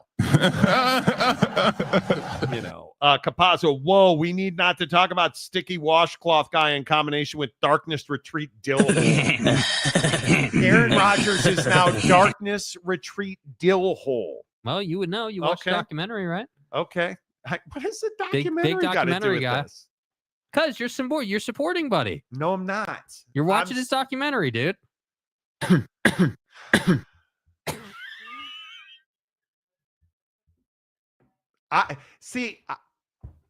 As an adult who's capable of free thought, I just thought that you would appreciate me treating me like an adult. No. Capazzo, sorry, Jake. The Jets have a track record of ruining quarterback careers. Come on. Loving me some Aaron Raccoon found footage. Yes, exactly right. Yes. Jakey Two Shakes is saying my ass afternoon show making him sassy with the smiles and glory holes talk. Well, suckmyass.com. It is. Yeah. It is. And it's fine. Yeah, bro. All I'm saying is I am very clear here. You really disagree that if they put Aaron Rodgers on that team, you don't think they compete? I don't think it's just a rubber stamp it. They can compete for a Super Bowl. I think that they're definitely a playoff team, goes without saying. The question is, can you obviously can you get through the conference? I think that's the single biggest question, man. It's a really difficult division. You've got teams out there. I mean, hell, look who we've talked about today, right? Obviously the Ravens, you've got 3 teams that are standing in your way. So I just think it's hasty to say, hey, if they put him on the Steelers, they can go out and compete for a Super Bowl. I think worst case scenario. Worst case scenario, I think they're a 10-win team. Worst case scenario. Okay, so they're in the playoffs. They're in the playoffs for sure. But my question is, for Aaron, and you think that's the worst case scenario? I think that's worst case scenario. That they're a grinded out 10-win team. and they do what the Cowboys do, where they flame out in the first playoff game they play, whatever round that's in, right? But best case scenario, I think you're playing on championship weekend. But it's something where I need to see it to believe it. I want to, because what's the difference between the Jets and the Steelers, as everyone's pointing out? Well, with the Steelers, I think we have real, tangible, evidence-based expectations, right? I mean, you can look at the organization and you can say, this is a winning organization. You may not like it, but 10 wins and over 500 happens almost on a yearly basis. I would agree. Right? So this is an organization that has shown that they know, culturally speaking, people in the building speaking, they know how to create a winning environment. And you think that there is just no doubt. I don't know. Here's what I'll say. I think the worst case scenario is Aaron Rodgers gets hurt in training camp. He never plays for them. Career's over. Worst case scenario. Wow. Best case scenario, he signs with the Pittsburgh Steelers. They compete in the AFC Championship game, and then all things are possible at that point. Right. I think that's your best case scenario. And I think in fact, I will say, I think that's likely, because if you look at the Buffalo Bills, I don't think they're as good. I really don't think they're as good as the Pittsburgh Steelers if Aaron Rodgers is their quarterback. And I don't even feel like what I'm saying is a stretch. I don't think it's being sensational. I think plain and simple, Aaron Rodgers still has a lot of football left in the tank. You don't have to like it, and I know a lot of people don't. Yeah, you just believe in him a lot more, and I think that's the difference. Because I saw it on the field last year on a really bad team. Yeah. On a really bad team. Aaron Rodgers was a really good quarterback on a bad team. And I'm happy, as I always do, to drop the hammer on your not knowing ass and talk about quarterback rankings. Because, again, everybody tends to forget, oh, my God, Justin Herbert and Brock Purdy, amazing quarterbacks. Aaron Rodgers had a better season than both of those guys. And you look at, oh, my God, Patrick Mahomes, best quarterback that everybody's ever seen. Aaron Rodgers, 3,897 yards. Patrick Mahomes, 3,928. And Patrick Mahomes is unbelievable. And he is. I'm not saying Aaron Rodgers is better than Patrick Mahomes. But what I'm telling you is Aaron Rodgers had a hell of a year last year and showed he could still play. And nobody seems to remember he had 28 touchdowns against only 11 picks. But where does it come into the conversation that Patrick Mahomes went to the Super Bowl? On a much better team. Same stats. On a much better team. Okay. On a much better team. But what happened to the defense is great. And what happened to Garrett Wilson? And Garrett Wilson, I think, has been a wild card his entire time. And I think, look, the Jets defense wasn't bad. Situationally, they were terrible. They were poorly coached. That was the single biggest problem. But you look at the numbers, and this is my only point. Yeah, I know the numbers are similar. Aaron Rodgers had 28 touchdowns. Patrick Mahomes had 26. Patrick's the greatest. Aaron's old and can't do it anymore because he likes deep, dark holes. Yeah. I'm telling you, you put Aaron Rodgers on the Pittsburgh Steelers, that's an AFC Championship team. Yeah, it's possible. All things being it's equal, possible. Dude doesn't get hurt. I can meet you in the middle at AFC Championship team. I will never say that right now, sitting here today, that they're going to compete for a Super Bowl. I think he's got enough left in the tank to take you to the playoffs, to lead a team. But the other thing that scares me is we don't know. Obviously, with any team, take Aaron out of it. Any NFL team is going to go through random ass stuff during the season. You never know what's going to happen. You like, whether it's injuries, media drama, like who the hell knows, right? There'll be media drama. There's no doubt. There's no question. And so the only question is, and this gets back to the point I was making about culture is the culture in the Steelers facility and with that organization and its people strong enough to withstand the Aaron Rodgers, circus might be strong, but distraction. The Aaron Rodgers stuff that just seemingly happens. I don't even know. Sometimes I don't even know that Aaron Rodgers is trying to manifest it. I just think it happens And then he can't help himself. He loves playing the game with the media. And so we wind up talking about it. And that's, I think, the single, excluding injury. Injury is always the biggest thing in the NFL. But outside of that, that to me is the biggest thing that could hold them back is just that drama and not being able to get by that. Okay.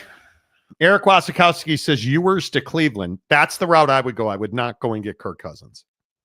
I would not. I would trade up and draft the best available quarterback if you need to trade up. Yeah.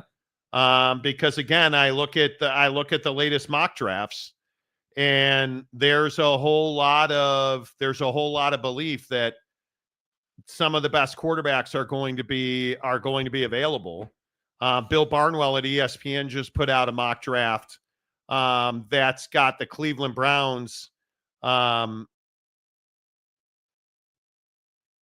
trying to get to number 2.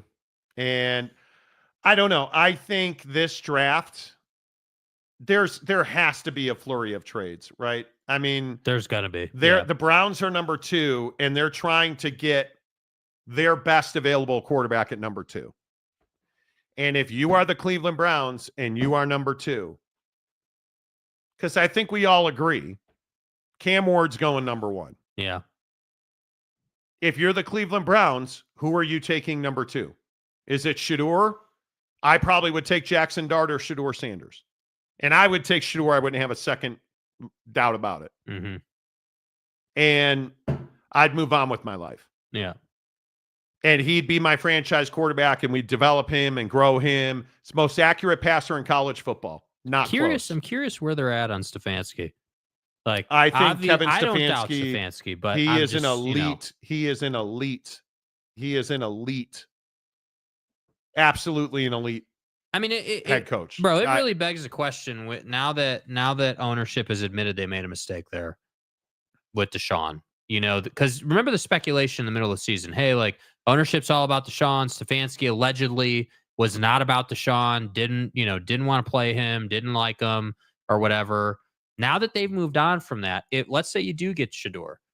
I wonder, and I'm curious what the leash is with Stefanski and that group to go ahead and make him good and get the Browns back on the playoffs. Because again, I guess today is just that division's day on the show. But I that division's loaded, bro. I mean, even if you do get Shedeur, you're talking about. I mean, what do you need to be? 10, 11 wins at least. But if you look at the Browns, the Deshaun Watson contract is terrible. But why does nobody talk about the draft compensation they gave up for the right to blow that money? Because you guys understand that it turned into Jordan Davis, Jahmyr Gibbs, and Brian Thomas Jr. Jesus. Dude. I mean, that's the real loss for Cleveland is the draft compensation they gave up, the 3 1s, right? So you now have a chance at the number 2 pick in the draft to get a franchise career Cleveland Brown. That's got, in my opinion, it's got to be Shedeur Sanders. Well, and when's the last time you had a franchise quarterback? Even Baker Mayfield. I don't know the answer to that. And for once, and I can't believe I'm going to say this out loud, the Giants seem to be going in a direction that would tell you they're going to make a good decision at 3. With Danny Dimes off the roster now in Indianapolis, Anthony Richardson and Daniel Jones will compete for the starting job. What do those two have in common? The 2 worst completion percentages in the league. Right, but Daniel Jones can play in this league. Anthony Richardson cannot. But my point is Cleveland ought to draft a quarterback. I agree. And if it goes Cam, Shedeur, and then the Giants are sitting there, I mean, I think you have to take Jackson Dart. I would agree with that. But then I also think about, okay, well, if you've got, what do they have? Drew Lock is their backup, I think. Is that I can't remember. I think that's correct. If you got Drew Lock on your bench as your backup and you get, you go ahead and get Travis Hunter and pair him up with Malik. I mean, that's a crazy wide receiver room right there. I don't know what you do if you're the Giants or the Browns and you don't draft a quarterback. Yeah. It's a great question. Because who's the 2 in Cleveland? Kenny Pickett? Right? I think. I don't know. You don't have starting. again, you guys, is it not amazing to you that here we are on March 31st and multiple NFL franchises don't have starting quarterbacks? Here again, let's retread it. 60 million for Lamar, or you want to have the free agent Danny Dimes conversation. I mean that's your proposition as an ownership group right now. Like you're having to sit here and say, well, it's really not much of a decision. We're going to pay Lamar. We're going to pay him 60 mil a year. We're going to have John Harbaugh, basically championing that message. Any doubt? But any doubt why the Giants went out and did what they did with Jameis and Russ? No, I don't think there's any doubt. No. I could see them going and getting Travis. I don't know. I think that has to be the play. I think it's going to be very interesting.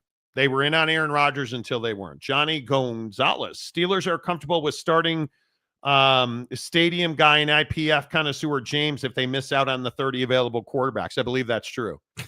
Capazzo. Capazzo and the Jeezy. Eric, do they have a flock of sheep in Cleveland for yours?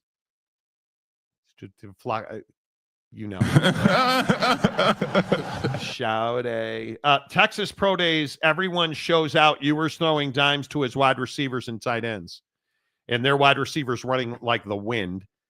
Mike Smith, wait, I thought we measured on Super Bowls unless we are not narratives. They are a mother. If we're talking about all time and legacies, I think you have to look at that. I don't think that changes at all. Mike Smith kind of goes back to those East Coast soccer writers just looking at stats or scores. Could be. I think it depends on the conversation you're having. That's what I think. Eric Wasikowski, Lions could trade up and get Carter from Penn State. Why would you do that? Yeah. That doesn't make a whole lot of sense. The Lions situation is difficult because it's philosophical. No one's going to blame you for trading up to get Abdul Carter. At the same time, though, I completely agree. Why would you do that? Because ultimately, what you need to do is you need to make sure that your offense is still good enough to keep you in games after losing, Ben Johnson. And I think, it goes without saying that the Lions have always prided themselves on defense, and I feel like they're going to be fine defensively. It'd be nice to have another edge rusher for sure. I don't think you can have too many, but ultimately you got to be able to score enough in that division. I mean, that division's going to be a problem with points. I mean, I'm no JJ McCarthy supporter at all, but he's got the best wide receiver in the league on his team. And again, one thing he has shown is that if you give him a system that he can lean on, he'll make the throw that you need him to make. He's just not going to be the guy that goes out and wins the game with his head. And if you're the Lions and you're making a trade, it's for Trey Hendrickson. Yeah. Which allegedly the Bengals are going to go out and get done, but we'll see.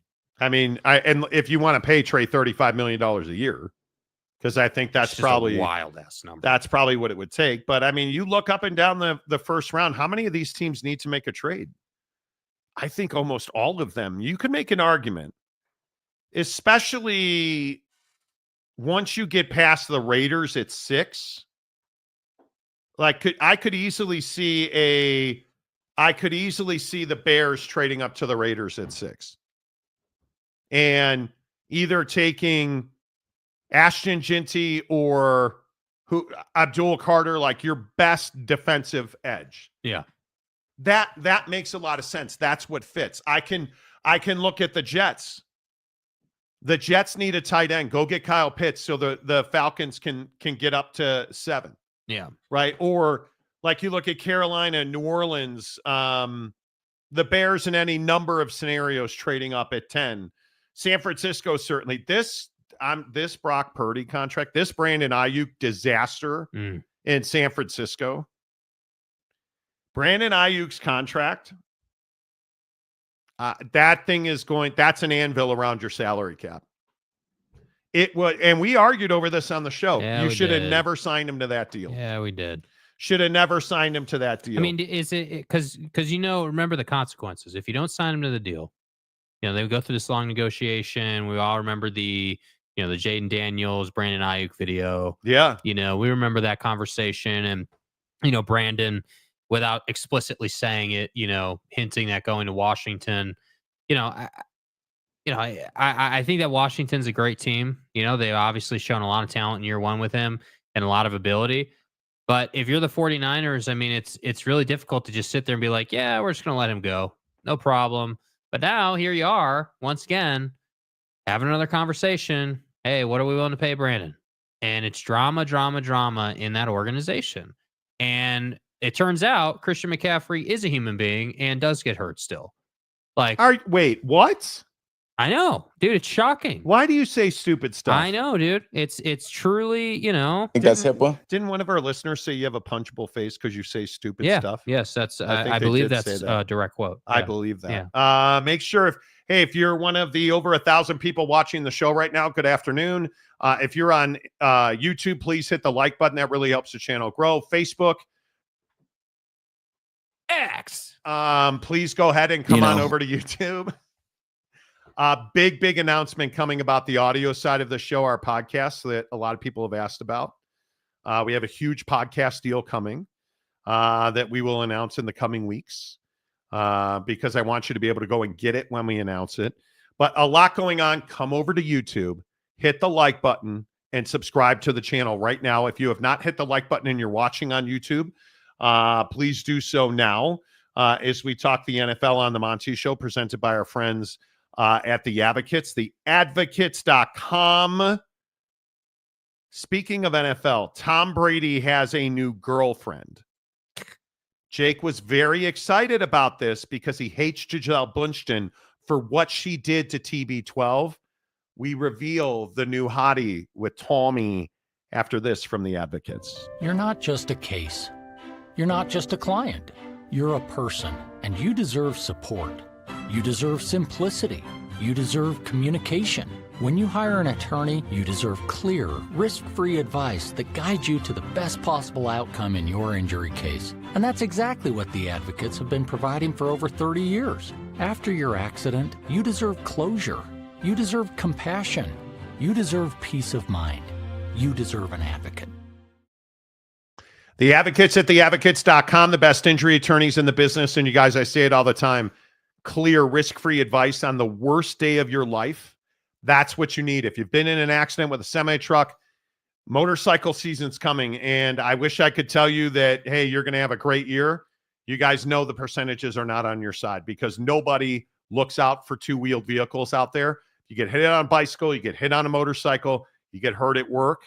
Don't trust your insurance companies. They're not there working for you.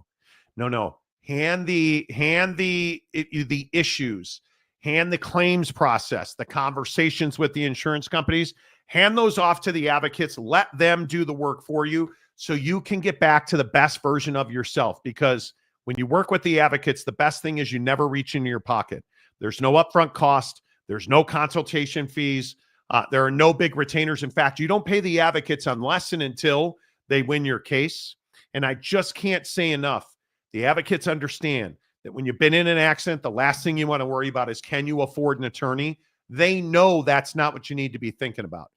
That's why you don't pay them unless until they win your case. Chat with an injury attorney live online for free right now.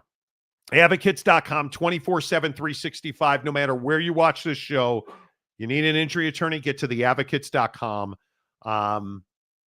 You can it's amazing. You can quite literally chat with one of the best injury attorneys in the country at theadvocates.com. Ask them any questions you have, anything you need, anything you want. Hook it up. The Advocates have the answer for you. Let's see. Johnny Gonzalez says, hit the like button. Yes, please do it. I appreciate that. 49ers trade Brandon and go get Travis Hunter. Maybe. Mike Smith, Tim Couch, Brady Quinn, Brandon Whedon, Johnny Football. Are these all busted out Cleveland Browns? Baker Mayfield and the multiple picks for Watson. Baker was the only decent one of them all. Do you know how red-ass Cleveland Brown fans are over the fact that Baker Mayfield was not retained? It is incredible. And are they justified? No, you made a move. The money was outrageous, but the move was justified. The money was not. And when I woke up this morning, I was feeling pretty dangerous. Is Baker some elite, unbelievable generational quarterback? No, but he was Cleveland. He was Cleveland. They resonated. He resonated with Clevelanders. He would I understand why that was tough. I really do. It just is what it is. It is what it is. And let's talk about TB12's new girlfriend. You've been waiting to play that all day, haven't you? Yep. Why are we obsessed with Tom Brady? This I don't know. Tom Brady was seen at a party, and it was David Beckham's birthday party. Captain Long Dong Silver, soccer player extraordinaire. The cack. Yeah, the dude, right? Buddy. Hung like a goalpost. Right. We get it.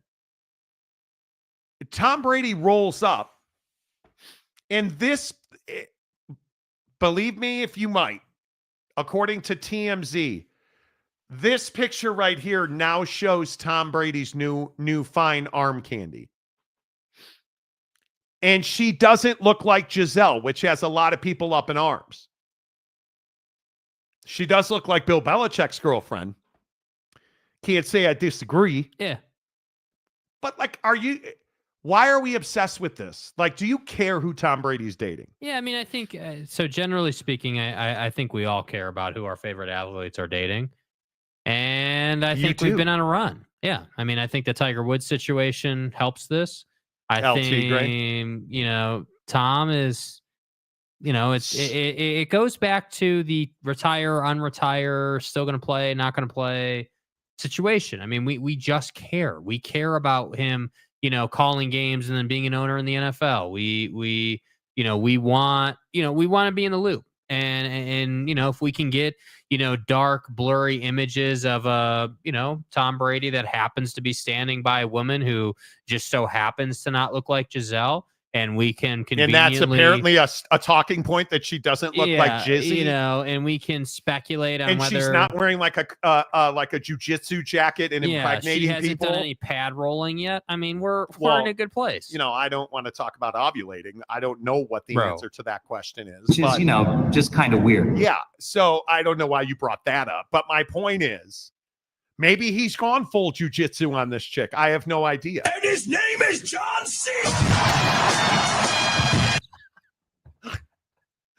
Big Daddy Magic sent me a video last week. And I don't remember what it was about. It was about, I mean, it honestly could have been about growing pea pods in the garden. And I got to tell you, I had these pea pods grown in the garden. Hey, Morty. Hey, big deal. Hey, Rockstar. Big Daddy Magic here. Oh, no. It's about the football bet with the Buffalo Bills. Yes. It was about the football bet. And Big Daddy Magic's like, okay.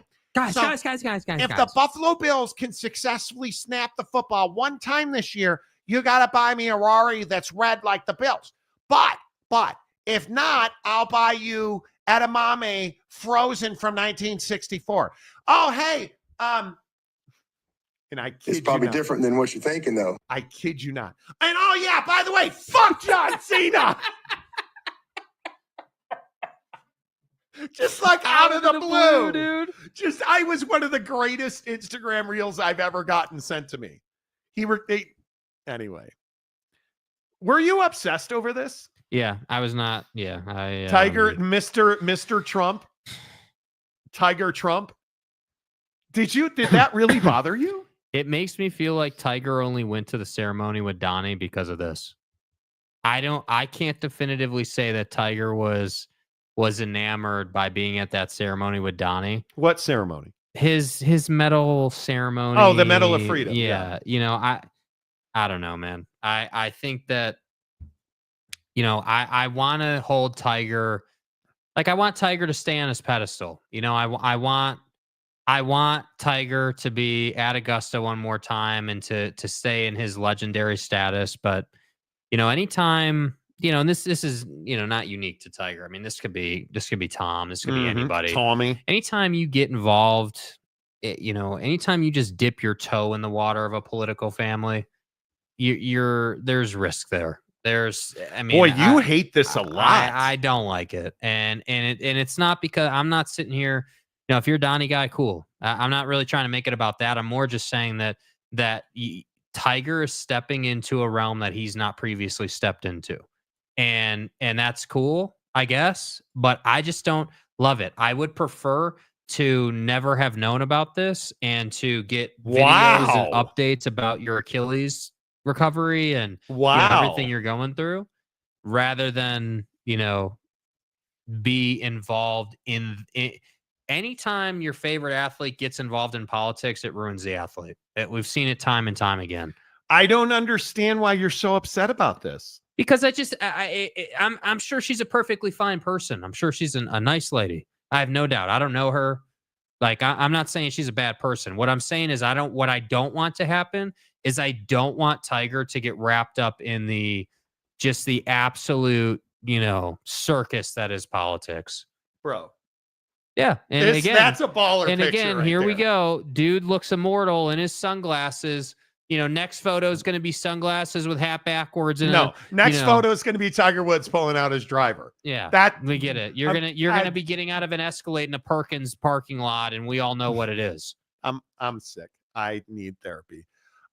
You're really upset about that. First of all, this is Donald Trump Jr.'s ex-wife. Yeah. Okay. So this is not like a Trump daughter. He's not marrying into the Trump empire. Yeah. He's picking up scraps off of the Trump wake, in my opinion. And maybe she was smart enough to get out. I don't know. Yeah, maybe that's the case. I don't know. I just see, this is my point though. We don't know. We don't know. That's the reality. We have no idea what happened. So, and then there's me. And the question that I have to ask on the inside is, your last name's Trump. What are you doing dating Tiger Woods? Because this dude has wrecked every chick of quality he has been with. By the way, can I just point out, as usual with dudes, Tiger has a look. Tiger has a look. He tends to like blondes. Yes. We've seen this before. Elin. Yeah. Lindsey Vonn. Yeah. Yep. You know what I'm saying? Yep. Like, so, again, it's not, I'm not saying she's a bad person. It's not really even about her per se. But what are you doing? Your last name is Trump. And I don't leave the politics out of it because I really don't give a rat's ass about the politics. But your last name's Trump. That's worth something until your nudes leak when Tiger's phone gets hacked. Because Tiger don't change. This Tiger don't change his stripes. He has not been the most faithful dude. He has pounded with porn stars. He has pounded with famous people while with porn stars and famous people at the same time that he was married, allegedly. He was allegedly in bed with a hooker when his dad died. Like, this is that dude. No redos. Your last name's Trump. Do you really think, Monty, he's going to change because of me. Macaque. My fairway is amazing. He's going to get a hole-in-one every night. He's got no class. I'm sure he is. With a bunch of different chicks. Because that's who he is. It's true. That's who he is. Yeah, I mean, you can't get away from it. So my question is, and I hate it so much. With Tommy, Tommy is not a cheater, a philanderer. That's just never been his thing. He didn't do any pad rolling. Right. That's, hey, dude, nice to meet you. Please bang my sister. Like, that's Tom Brady. Fire and fury. If you're laying down with Tiger Woods, you're getting fleas, dude. You cannot tell me he doesn't. How many ointments does that guy put on his shaft every day? Too much? Look, Jerkson, take it easy, dude. Okay. Yeah, how about that? But my point is, yeah. If you lay down with Tiger, if you date Tiger Woods, expect him to cheat on you. Expect it to be public, and you probably have to send him nudes. And then what? Oh dear. Oh my. Don't do it on the Signal app. That's all I'm saying. It also wasn't lost on me. Yeah, I said on the Signal app. Hey, leave the politics out of it, and here we are. Oh dear. It's also not lost on anybody that, hey, Tiger Woods is the best golfer of all time. Donnie and the fam own all these golf courses. They probably met at a golf course. Let's be real. Yeah. I don't know. mean, I mean, it's not as though their circles, they run in far different circles, Yeah, I think it is. Just to come full circle on this, I don't, the Tom Brady Wait, thing. I'm sorry. Can you say that again? Yeah. No, that's not going to happen. The Tom Brady thing, I just don't, I don't care as much about the Tom Brady thing as I do Tiger thing. Tom's doing a lot in post-career. I don't think Tiger has, fully embraced being done with golf at the PGA level, which, it's really tough. Like, this is the game, this defined him, and it defined Tom for a long time. But the difference is Tom has gone into broadcasting. Tom, obviously is an owner now. Like, Tom's doing a lot of different things. And I feel like we've moved on from, is Tom Brady coming back or not? And now we're just fixated on his love life. Whereas with Tiger, before the Achilles thing happened, Tiger actually was looking really good. Like, physically people thought that he was in a great place, that maybe he would be able to walk, for 72 holes, and maybe it would happen again with the Masters. But I don't know. I think everyone's terrified that Tiger Woods is never going to play on the PGA Tour again because of this Achilles thing. And now we've all just shifted to his love life and obsessing on that. So it's just a shame. It just doesn't mean that much to me. Well, I think Tiger Woods dating the ex-wife of Donald Trump Jr. That's okay, great. That's a talker. I couldn't care less about who Tom Brady's dating. The Giselle thing. As men, we love sex. We equate women with sex. I totally get that. Like the Giselle thing. Hey, did she cheat on Tommy? Was it over football? Totally get it. I'm not that obsessed with it. Mm-hmm. I got to be honest with you. I am not that obsessed with it, and I'm not going to lose my mind over it. I am not going to. David Parsons, a member of the Monty Show for 3 months. Nice. Jackassery much better in the afternoon. We're awake. Exactly right. Exactly right.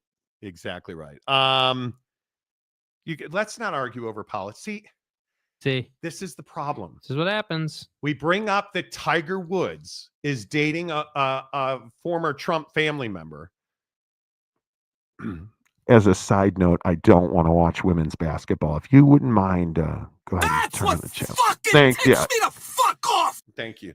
The point is, let's see what else is not on. The point is, we don't have to get into the politics of the different show, man. You guys, let's just keep it easy. Yeah, why don't you guys, instead of talking about politics, keep lying to yourself about Michigan? I mean, at least then we're on sports, you know. Okay. Please. I do appreciate Michigan fans trying to defend Matt Weiss. I do think you're all a bunch of degenerates for doing that. Yeah. All right. The Monty Show, as always, presented by our good friends at PrizePicks. PrizePicks, America's favorite daily fantasy app. When we are back in 30 seconds, the biggest stories in sports. Let's recap them all. Get ready to dexterity in the fingers. Your thoughts. The biggest stories in sports. And is Kevin Durant, who is among those highlights, is he done with the Suns? And has Kevin Durant played his last game in the NBA? We'll debate it next after this from PrizePicks. Yo, you think Dallas' Power 4 gonna drop 30 tomorrow? Why you tripping? Did you see his mom made a post about going to the game? What? Hold up. His mama gonna be there? He's been averaging like 34 points a game when she's there. At least 40 when she be on that jumbotron. He don't like to let his mama down. Pick more, pick less. It's that easy. Cash in on your sports fandom with PrizePicks. PrizePicks, America's favorite daily fantasy app. Download the app. Use the promo code Monty. Use the promo code Monty. You deposit $5, will give you 50 more instantly. I'm telling you, it's the best daily fantasy promotion ever. Speaking of the NBA, you want to put together an NBA PrizePicks real quick? Yeah, let's see what Let's do it. Because we are living the dream on PrizePicks. We're over $1,000 again. Yes. I think if we go NBA, Jason Tatum at Memphis, 14.5 rebounds and assists. I don't like that at all. Okay, quick side note, since you brought up Memphis there. Yes. Anybody find it really weird that Taylor Jenkins got booted? Yeah, what? With 9 games left in the season? That's really weird, in my opinion. That's I think so strange. That team's always been weird, though, in Memphis. That thing has always been problematic. With the Celtics game, I do think one of your most reliable prize picks tonight is Ja Morant, more than 34.5 points, rebounds, and assists. He's done that every game for his last 5 games. I think that's pretty much a gimme. Don't take the demon. Just stay on 34.5. You'll be just fine. I like Drew Holiday, 20.5 points, rebounds, and assists. Jason Tatum's 43.5. I'd stay away from that. I think, the other one I really like tonight, Malik Monk for, let's see, more than 17.5 on a demon. What about Zach Edey, 17 points, rebounds, and what's assists? he done his last several? He's been great. 27 against the Lakers, 13 against OKC, 24 against Utah, 18 against the Clippers. And what's his number? 24.5. I don't know. You can get it at 17. I like 17 a lot more than 24.5. All right, him. let's go more on 17. And then, of course, your favorite player ever, Austin Reeves. Well, 21 points more against the Houston team, and he's had more than 21 points 4 of his last 5. His first demon, they give you several demon options. Demon at 24.5 also is looking pretty nice. He had 31 yesterday against Memphis, 30 against Chicago on the 27th, and had 24 against Indy on the 26th. So 24.5 I actually think is a really reasonable demon. Yeah. By the way, do you think Dylan Brooks gets his suspension technical tonight? One more technical, he draws a 1-game suspension. Yeah. I think it's close. Yeah.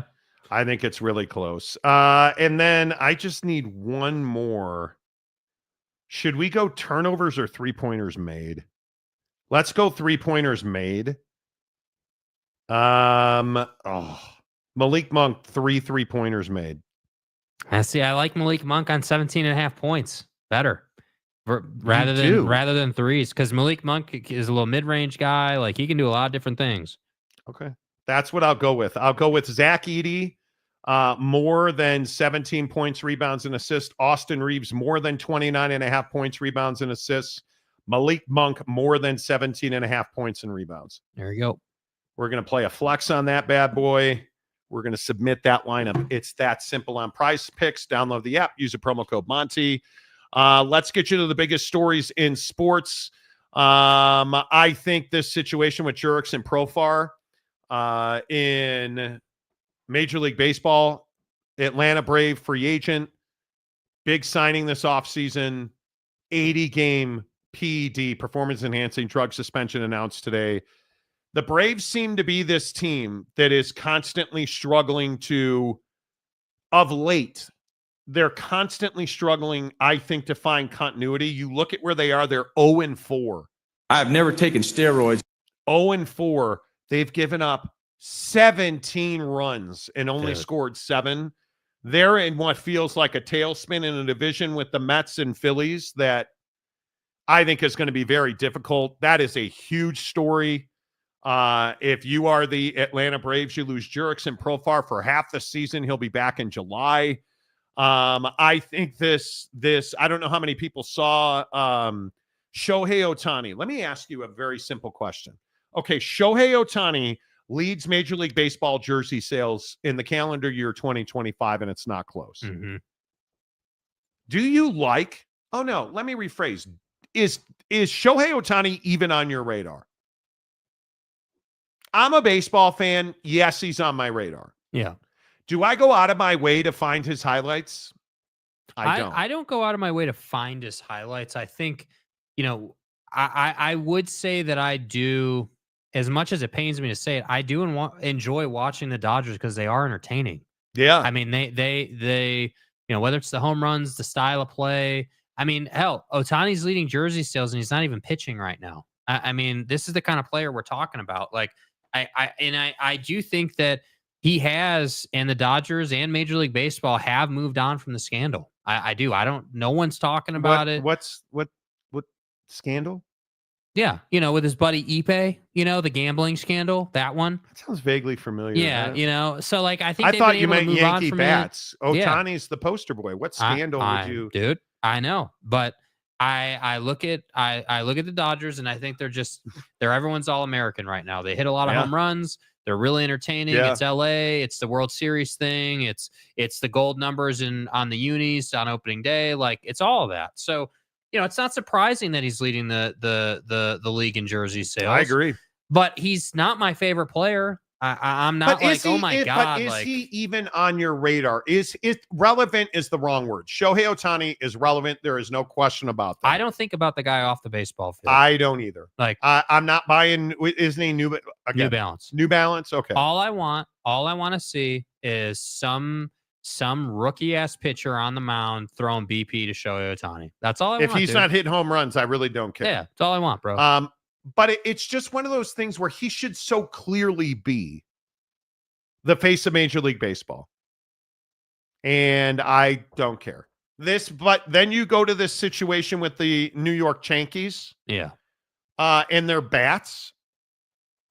What do you guys make of this? Because I think when you look at the New York Yankees, this is only a story because it's the Yankees. Okay, so if you don't know this story, the Yankees have tied a Major League Baseball record. I think it's 17 home runs. They have hit a ton of balls over the fence. And they've done it because of an MIT physicist that they employ. No, I didn't misspeak. They have a guy from MIT who crunched a bunch of data last year and said, our guys are hitting an extraordinary amount of balls off the label of the bat. So, on a bat where there's the Louisville Slugger label, you don't want to hit that part of the bat. There's no pop in that. It usually breaks. So did they tell their hitters, hey, you guys need to hit the ball off the barrel. Let's get some barrel action happening. No, what did they do? They moved the barrel of the bat down. What do you mean? What I mean is, they re-engineered their bats by some reports about a quarter of the way through last season. They started re-engineering their bats. They had their bat manufacturers take the bulk of the wood from the top in the barrel and slide it down about 3 inches. The top of the bat is now skinny. The middle of the bat is much thicker. And you have 5 guys in the lineup using that bat. Their home opener started with 3 pitches that all went over the wall in the first inning. And they haven't stopped hitting balls out of the park. And now, because it's the Yankees, who, again, I want to remind you, have a guy from MIT on their payroll Back of the envelope calculations. who crunched a bunch of numbers and came up with this idea, allegedly. Now, is this cheating? No, because you know what the Yankees did? They re-engineered their bats and sent 2 of them to Major League Baseball who approved it. They sent the bats into Major League Baseball for examination and said, hey, we need to know here. And Major League Baseball said, yeah, good to go. Because they don't weigh more. They're not longer. They're not too short. It's simply the same amount of wood redistributed. Grow up. My point is, this is only an issue because it's the Yankees. And people are saying they're cheating because it's the Yankees. Okay, now let's pull up some of these pictures, because I also think, I agree with that. It's the Yankees, and people are pissed about it. The optics of this are really interesting. So if you just looked at this picture and you didn't know that one of these bats was incorrect, you'd be like, yeah, it's 2 baseball bats, who cares? You start looking at the one on top, and you can start to see the shape difference, right? You can start to see how this bat looks a little bit different than the one on the bottom. Look how much thicker from the words LS, right? The logo LS. From that logo up to the R in New York. Yeah. Look how much thicker it is. Look at the bottom bat, the black bat that's got the lacquer on it. Notice how it's not substantially thicker through the barrel. And notice on the black bat, do you see the white mark there where that bat has clearly been hitting baseballs? This is what the Yankees are talking about. Yes. The Yankees are saying they've done this because their guys were hitting a lot of baseballs closer down to the label. Now, this is a picture of Mike Giancarlo Stanton from the playoffs last year, using what everyone has dubbed this to be the torpedo bat when he hit all those home runs in the postseason. And nobody knew about this. And they still lost, I would remind you. Yes, and they still lost. Yes. And you have other guys. This is Jazz Chisholm hitting a home run. And here you can clearly see. And this is really interesting. So this is from the same game. You go up one more picture there. This is him in the batter's box here from the back angle, and you can really see how they've manipulated this bat. But again, this is perfectly not manipulated, legal. Re-engineered. Okay, re-engineered. Manipulate, but I think it's important because I think when you say manipulated, it sounds like there's something nefarious. There's nothing nefarious about this. No, it's not illegal in any way, shape, or form. And I know we don't do this anymore. It's called science. It's called physics. Put more wood where guys hit the ball more on the bat. I think it's absolutely brilliant. It's led them to hit a ton of balls over the fence. And what already is a hitter-friendly park. And that's the other thing. A lot of people say, like Anthony Volpe, the starting shortstop of the New York Yankees. I mean, I don't believe that his balls have dropped yet. I could be wrong. All due respect. He only hits home runs, essentially, that would go out of only Yankee Stadium. Yeah. Why did they sign Chicago Cub legend Cody Bellinger this offseason? Because what does Cody Bellinger do? He hits the ball in the air to right field, which is the shortest right field in all of baseball. And I have no problem with it. That's the ballpark. Pitch to that ballpark. Hit to that ballpark if you're the Yankees. Yes. If you're the Yankees, buy pitching that pitches to left center field. If you are the Yankees, buy hitters who elevate the ball to right field. Yes. Are we only doing this because we hate the New York Yankees? I mean, I think that's part of it. I mean, I do think there's a sector of baseball fan that hates major market teams. You know, Dodgers, Yankees, Cubs. You know, sure, Mets. Whoever you want to look at, Phillies certainly.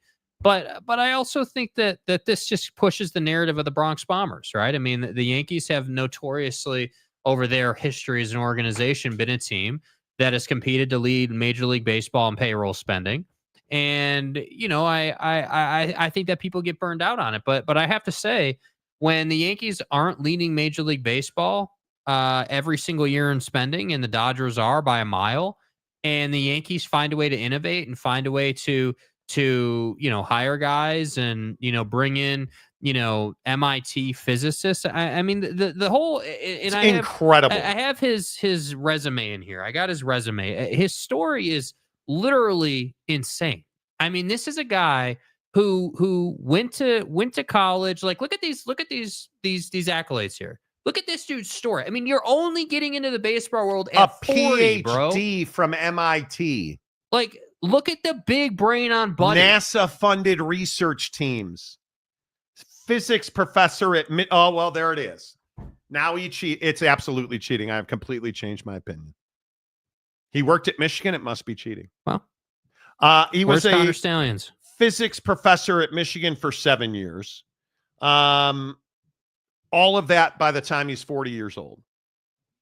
I just think it's what we as people should be doing. It is, hey, and it says it there at the bottom. The Yankees employ him to be the bridge man of, here's this massive pile of numbers and data, deliver that to the players in a form that they can digest. So wait, let me ask you. So you want me to take data and make it so the players understand why we're going to do something? Yes. So then give me the data. They did. He crunched it and figured out they hit balls off the label. Well, how do you fix that? Well, why don't we just have the guys hit it off the barrel? Not that simple. It's baseball. It's tough. So let's move the barrel down. I think it's genius. It's brilliant. I think it's absolutely genius. I love everything about it. And by the way, people are hating on this because they didn't think of it. That's the other thing. But, you didn't think of it. Former Yankees around Major League Baseball, what do you think they're doing? Same thing. Yeah, they're using that bat. There are examples of guys who used to be on the Yankees using that bat. Yeah. It's not rocket science, friends. Chewy Gonzalez, Tiger giving Trump the good old Yankee torpedo bat. Right. Okay. Hey, America's favorite mailman. Let's go. Nice. Aaron Wilson gifting a membership, and he's been a member of the show for 24 months.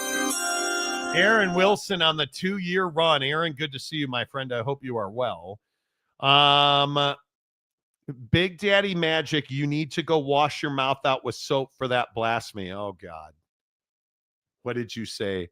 Baseball's overrated and boring and is real waste of time. Okay. I'd have it on right now, but some people won't turn it on. Okay. If it wasn't the Yankees, I don't think the story would be as microscoped. I think that's exactly right. Is it cheating when you employ a piled higher and deeper? Probably not. Amazon Prime Video. Johnny Gonzalez. If MLB could have Yankees Dodgers World Series every year, no executive tears would be shed over that. Well, they'd all make more money. There's no question about that. BDM is correct on that take. So wait, are we baseball fans or not? I'm a huge baseball fan. Yeah. Again, as I like to flex on y'all, I'm a Cubs season ticket holder in spring and at Wrigley. I'm going back to Wrigley next week. This Thursday we leave to fly back to Chicago to watch the home opener and then the first night game. Giggity. So the Yankees need more girth. That's what I've heard. You want to be thicker with your wood. Yeah. That seems about right. Thicker in the right spot. Wasikowski, baseball is boring these days. Lots of small market teams are not destinations anymore. No, they're not. Including your Detroit Tigers who got wrecked over the weekend. If this is not a conspiracy, then there is no such thing as a conspiracy. What are you talking about? Mariners do this, move the team. Well, they should. Every team should be doing it. There's just no doubt about that, right? Aaron Wilson says the Yankees, man. Yeah, the Yankees. That's exactly right. Hard to complain and say it is cheating if it was approved by the league, and yet they still do. They still do. We won't be. We have to sign it in at some point. Yeah.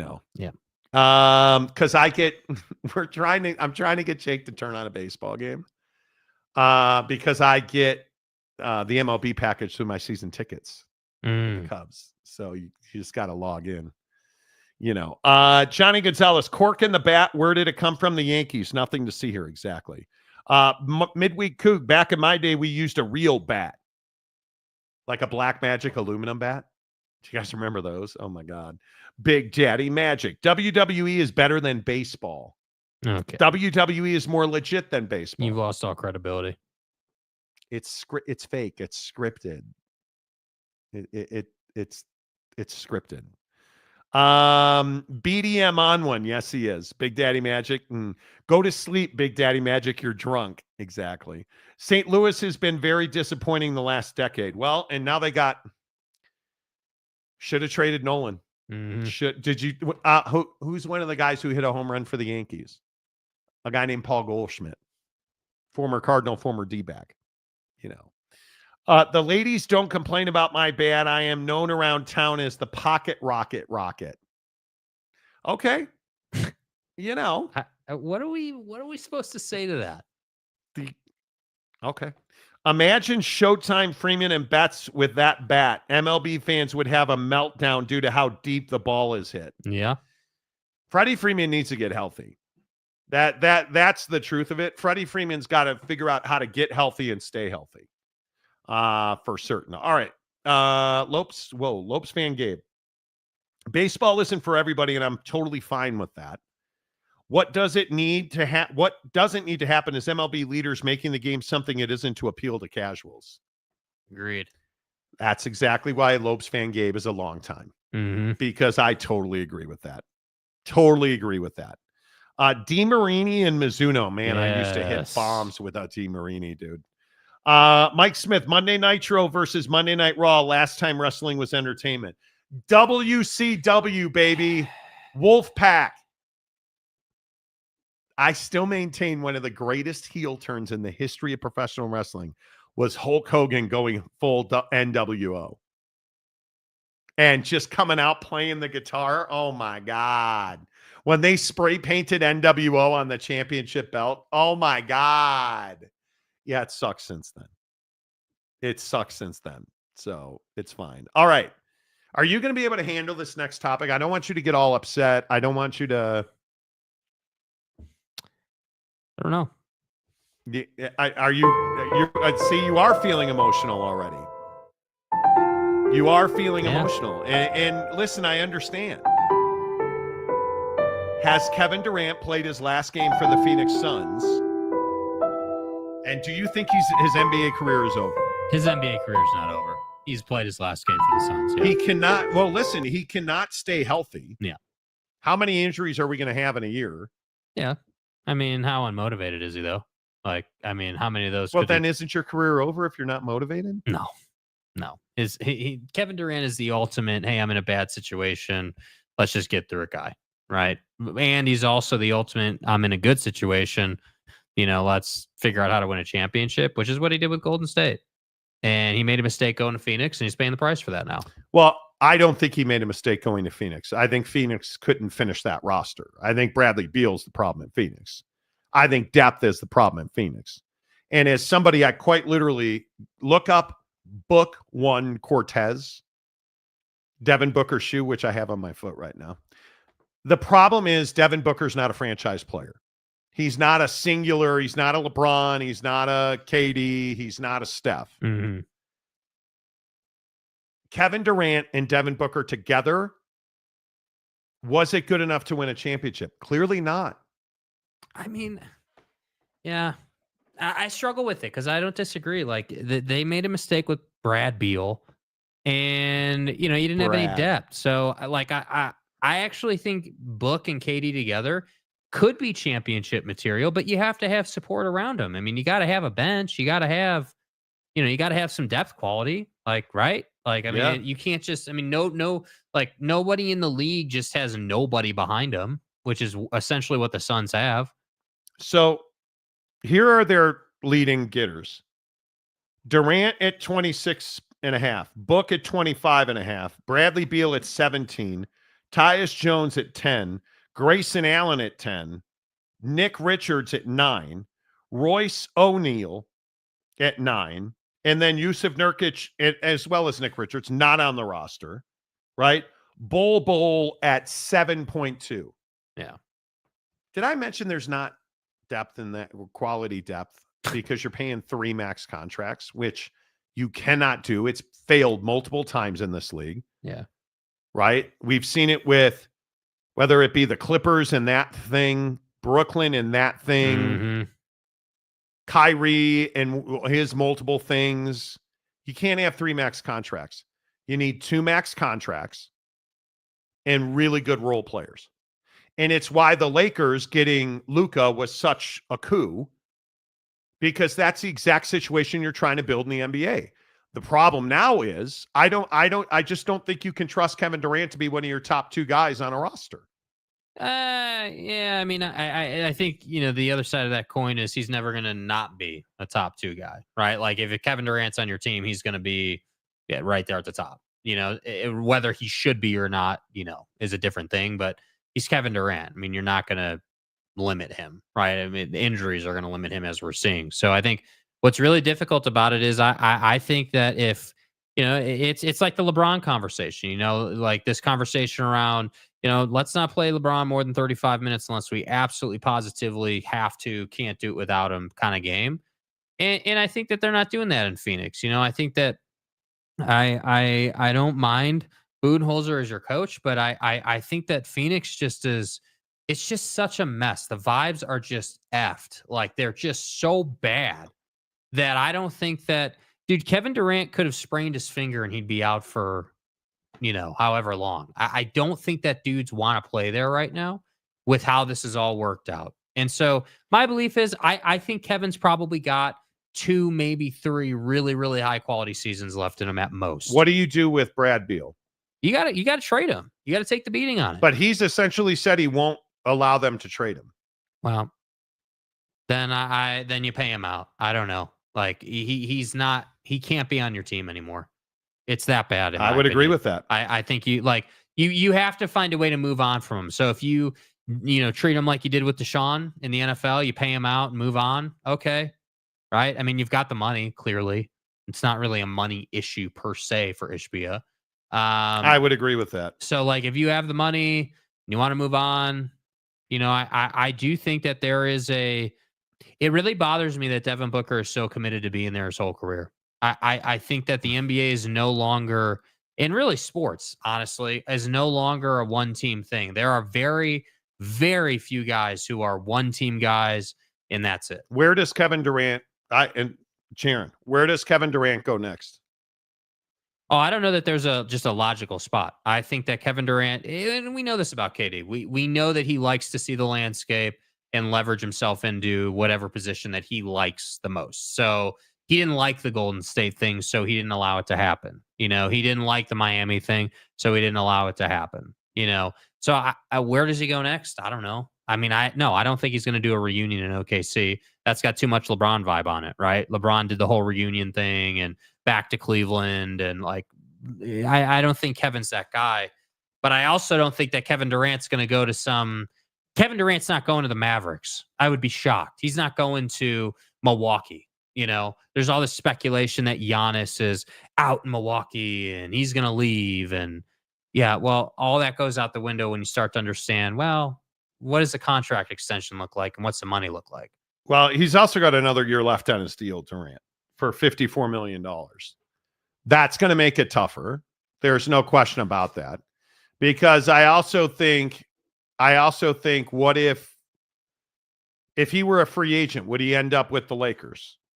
Because he wants to win. There's no question about that. Mm-hmm. I'm very curious to see where he goes. But he can't go to the Lakers as 29% of the cap. Can't do that. There's just no way. Well, and I think the other part of the conversation too is what is Kevin Durant willing to do with his money to get done what he wants to get done? So let's say he did want to go and play with Bron, right, on the Lakers. Is Kevin Durant willing to take a massive pay cut and completely restructure? Is Kevin Durant willing to, what is Kevin willing to do? That's a good question. I highly doubt Kevin Durant's going to play for anything less than 40 a year. I mean, 54 is nice or whatever, but at a certain point, he's not that guy anymore. Yeah, I mean, at a certain point in your career, you're going to do what you need to do. So that's what I'm saying when you ask that question, hey, what's logical? I don't think there is no answer to what's logical, because what's logical is really just translation of what Kevin Durant wants to do, and nobody knows the answer to that. Yep, I agree. Chewy Gonzalez. Hey, Chewy. He's our newest member of the show. Yeah. Thank you. Oh, Chewy. I just filed my taxes and I owe 10 gur. Oh, bro. You owe Doge 10 gur. Dude. Okay. You're so fucked. We can talk about this.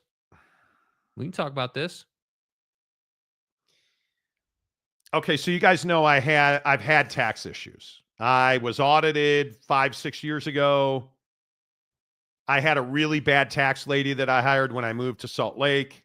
That wound up us both owing a ton of taxes. Yeah, just got absolutely effed in the A by the tax lady.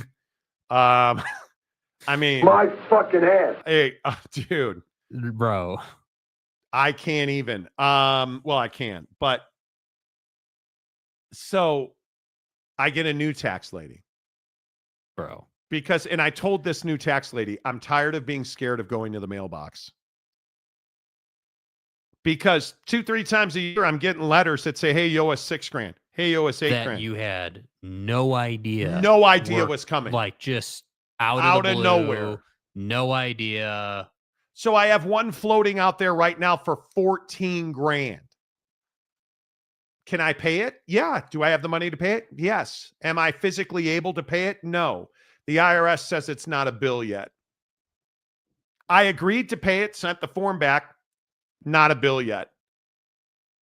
So what did I get in the mail on Saturday? A brand new one. Just filed my taxes with the new lady, and she's done a great job for the last 2 years. Getting a $1,000 tax return this year.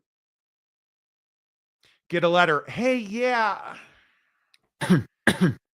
It's Uncle Doge over here at the IRS. we're going to need you to verify your identity and provide proof that you're the one who filed your taxes. For this year? Yeah. What? Oh, I asked my tax lady, well, what's this about? The IRS put in automation because they fired pretty much all of their oversight and audit department has been laid off. So tax returns are significantly delayed unless you're certain some people. What does that mean? You already got your Fed, didn't you? Yeah, but why, like, what's the difference? Everybody else is delayed, and apparently you're not. But so payouts are delayed. And part of the way that they're doing that is they're using algorithms to send people letters saying, we're going to need you to verify your entire tax return. I got one of those letters on Saturday. So when they say verify, you have to like go online and like. No, I have to make copies of my tax return. You want to know the effed up part of this? We're going to need you to fax those with a stamp that says do not file. Fax? Who the F takes a fax anymore? Yeah. Do you not have DocuSign? The IRS. DocuSign. No. DocuSign. Like. No. I have to fax it with a stamp that says do not file on it.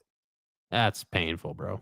That is. Like, I just cannot get away from this.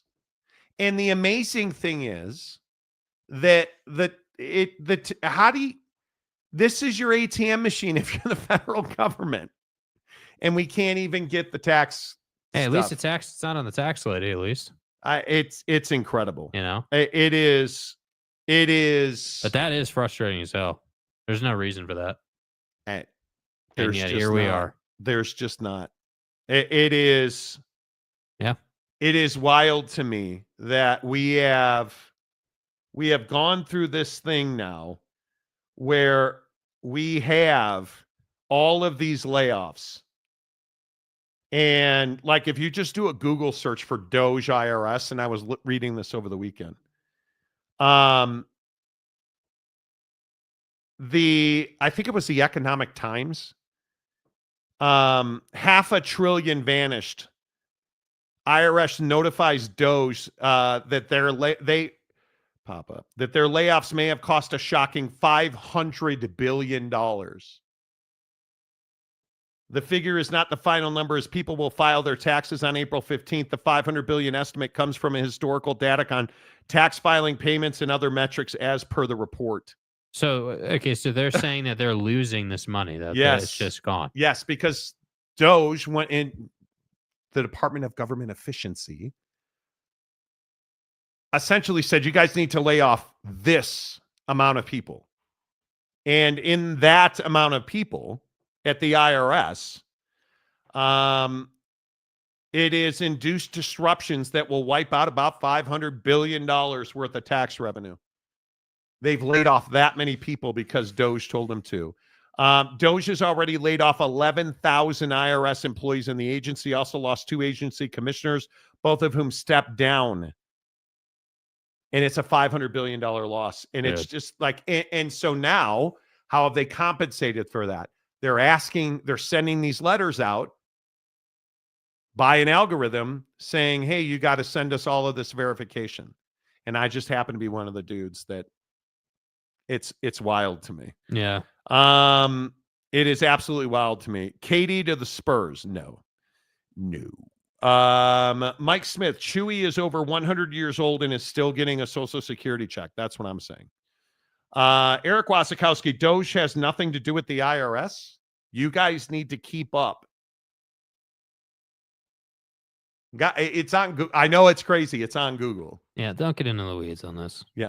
Monty peeking through his blinds, looking at his mailbox. Dude, when you have the IRS auditing you, like literally an IRS agent came to my house and walked through my house because at one point the tax bill they were asking us for was astronomical. Because they said, oh, well, you have office space and you have this internet, and then you have a studio, and they just couldn't put 2 and 2 together. An IRS agent came to my house and spent the day with my wife going through our deductions and was like, oh yeah, there's your, this is when we lived in Phoenix and we had a podcast studio in our actual home. Oh, here's the podcast studio and there are the microphones and there's all the equipment and, oh, okay. Yeah. Well, where's your home office? Well, here's the home office. And the lady like measured the space and yeah. Well, and one of the big things was travel as a tax write-off, because like we're going to Chicago and we're going to shoot video at Wrigley Field and we're doing all this stuff. She's like, well, I don't understand, why are you traveling and what did you need that for? Oh, that's right, because we were in Hawaii playing golf and shooting vlogs, and that's all of that is gone now. An algorithm is going to make you verify all that. It's crazy, dude. Painful. It just the facts, the fact that it's a fax machine. Like, what are we doing? The letter asked me to fax. Like, what are we doing? What are we doing? Car Wash Channel. I'm waiting for 5K Doge check to come in the mail. Yeah. Right. It's wild to me. I just don't know how, when the IRS is the lifeblood of your revenue generation system in this country, we're doing it by fax now, which is absolutely crazy to me. So it is what it is. And I don't know how you fix it. Honest to God, I don't know that there is fixing it right now. And I think we need audits. A lot of people cheat on their taxes. I pay a lot of money to have somebody else do my taxes for this exact reason. And that doesn't even work anymore. So now I'm going to have to waste time on, doing this. And it's wholly unfortunate. Yes. Is what I would say. All right. Before we get out of here tonight, we're going to start a new segment on the show that Jake is opposed to. Jake does not want to do this segment, but I'm sorry. We're going to do it anyways. I don't really care what Jake wants. Right. Well, it's the Monty Show. Yeah. So, I mean, it's a seat on the wall there. It doesn't say the Two Shakes Show. Yeah. It's not the Two Shakes Show. We send each other, you guys we've talked about this on the show. Jake and I send each other videos on TikTok and Instagram all day long. Right. And we're going to pick one of those videos. And dude, there was one with a monkey this weekend.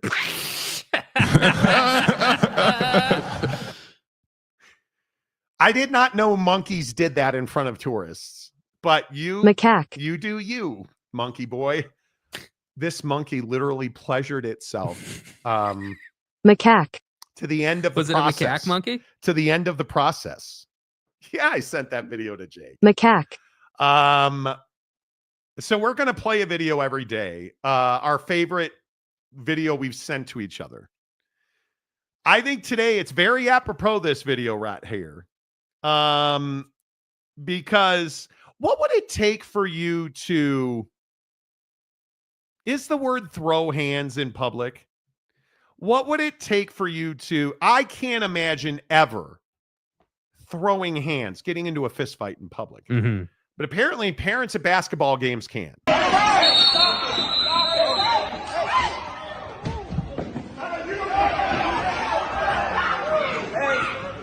Here it comes. Oh! I said, God damn. Buddy went full NFL linebacker spear mode. No. Excuse me. He went Bill Goldberg spear mode.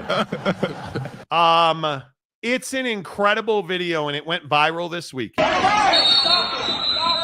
Okay, fight in a basketball game.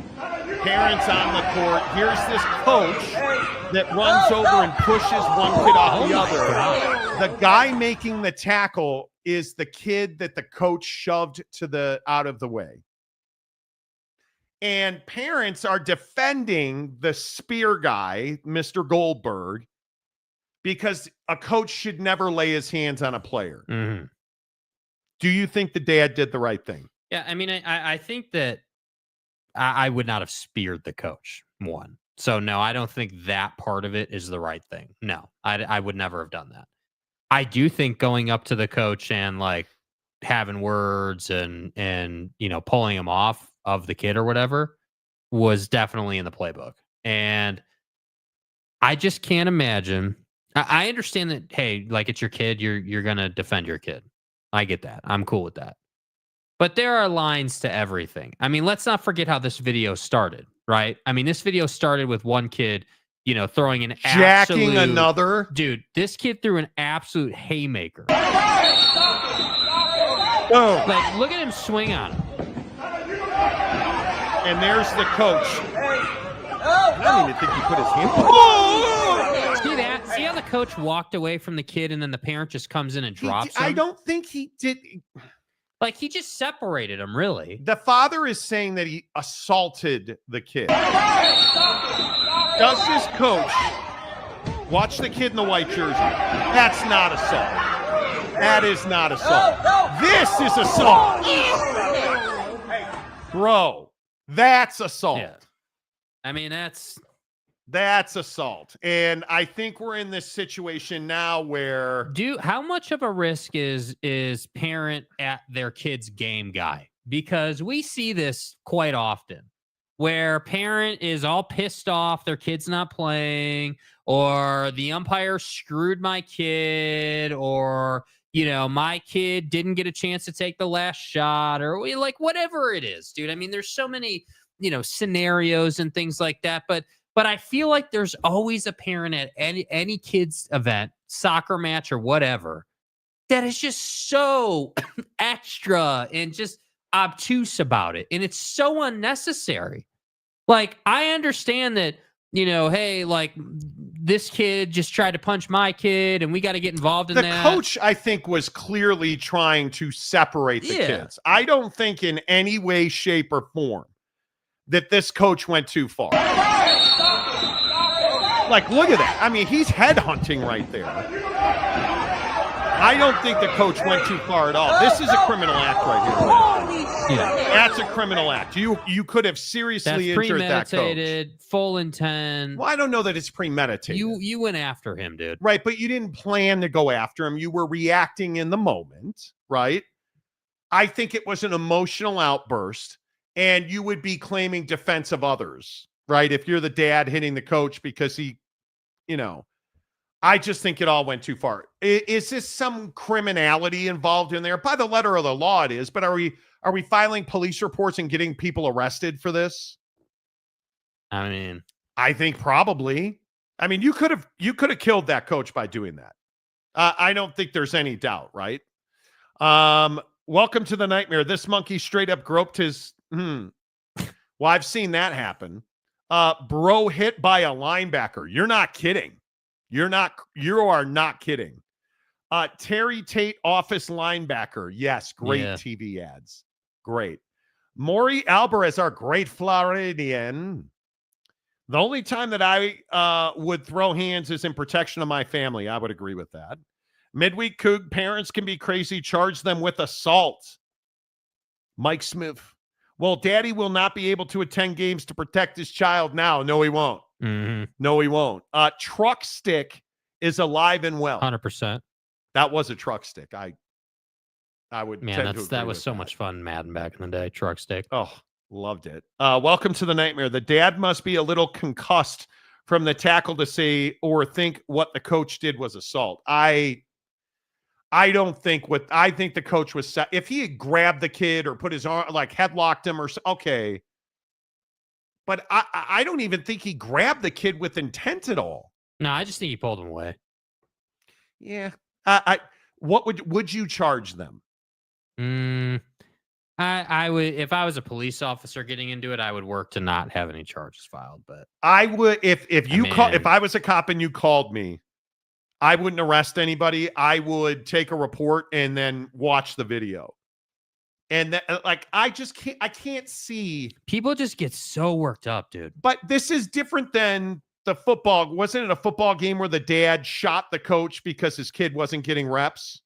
So he shot the coach, right? Yeah. Okay. That's out. You're getting charged. You're mentally disturbed. Like, you need to go to jail for that. That's murder. This, I can see being worried about your kid, but your kid was clearly fine. He was like, and this is the thing I'll say, look at the kid after the coach pulls him apart. Kid in the white jersey, right? Like, So he's walking away, and the coach. Now look at the kid now. He's fine. He's not crying. He's not in distress. So you still came and hit him? Are you not looking at, hey, is my kid okay? Like, before I go and make a whole thing out of this, like, you're not checking on your kid. Apparently and not. If you want to beat wholesale ass because your kid's bleeding or he's crying or he's traumatized, okay, different thing. But your kid started a melee. He attacked the other player. Mm-hmm. That's gotta mean something. Doesn't make you feel responsible. Right? Like, that's gotta mean something. It has to. And that's what I'm saying. Like, this dad, I don't know, man.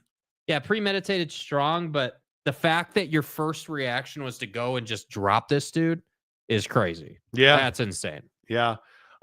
Did you see the kid that got hit? He went over and shoved the tackler for hitting his coach.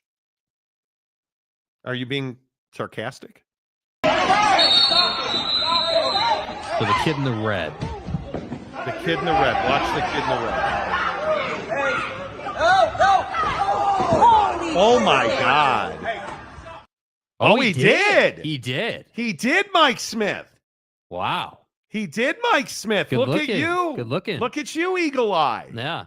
I don't know, man. I just, we saw this video and it was like, dude, that's so extra. It is. Wasikowski says Doge is responsible. I don't eat. Oh, wait. He said charge the parent.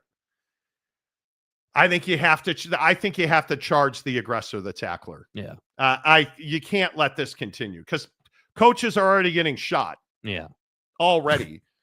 True to the decision was already made prior to seeing the kid leave the other kid. Well, yeah. Agreed. I think that's probably not wrong. So there you have it. All right. The Monty Show is always presented by the Advocates at theadvocates.com. Don't forget, you guys, 1 in 6 kids is hungry in this country. How is that possible? That 1 in 6 kids doesn't have a meal tonight. Let's put an end to that. Make sure, and we're going to talk about this all month long, but let's start today. Donate to the Advocates on Venmo.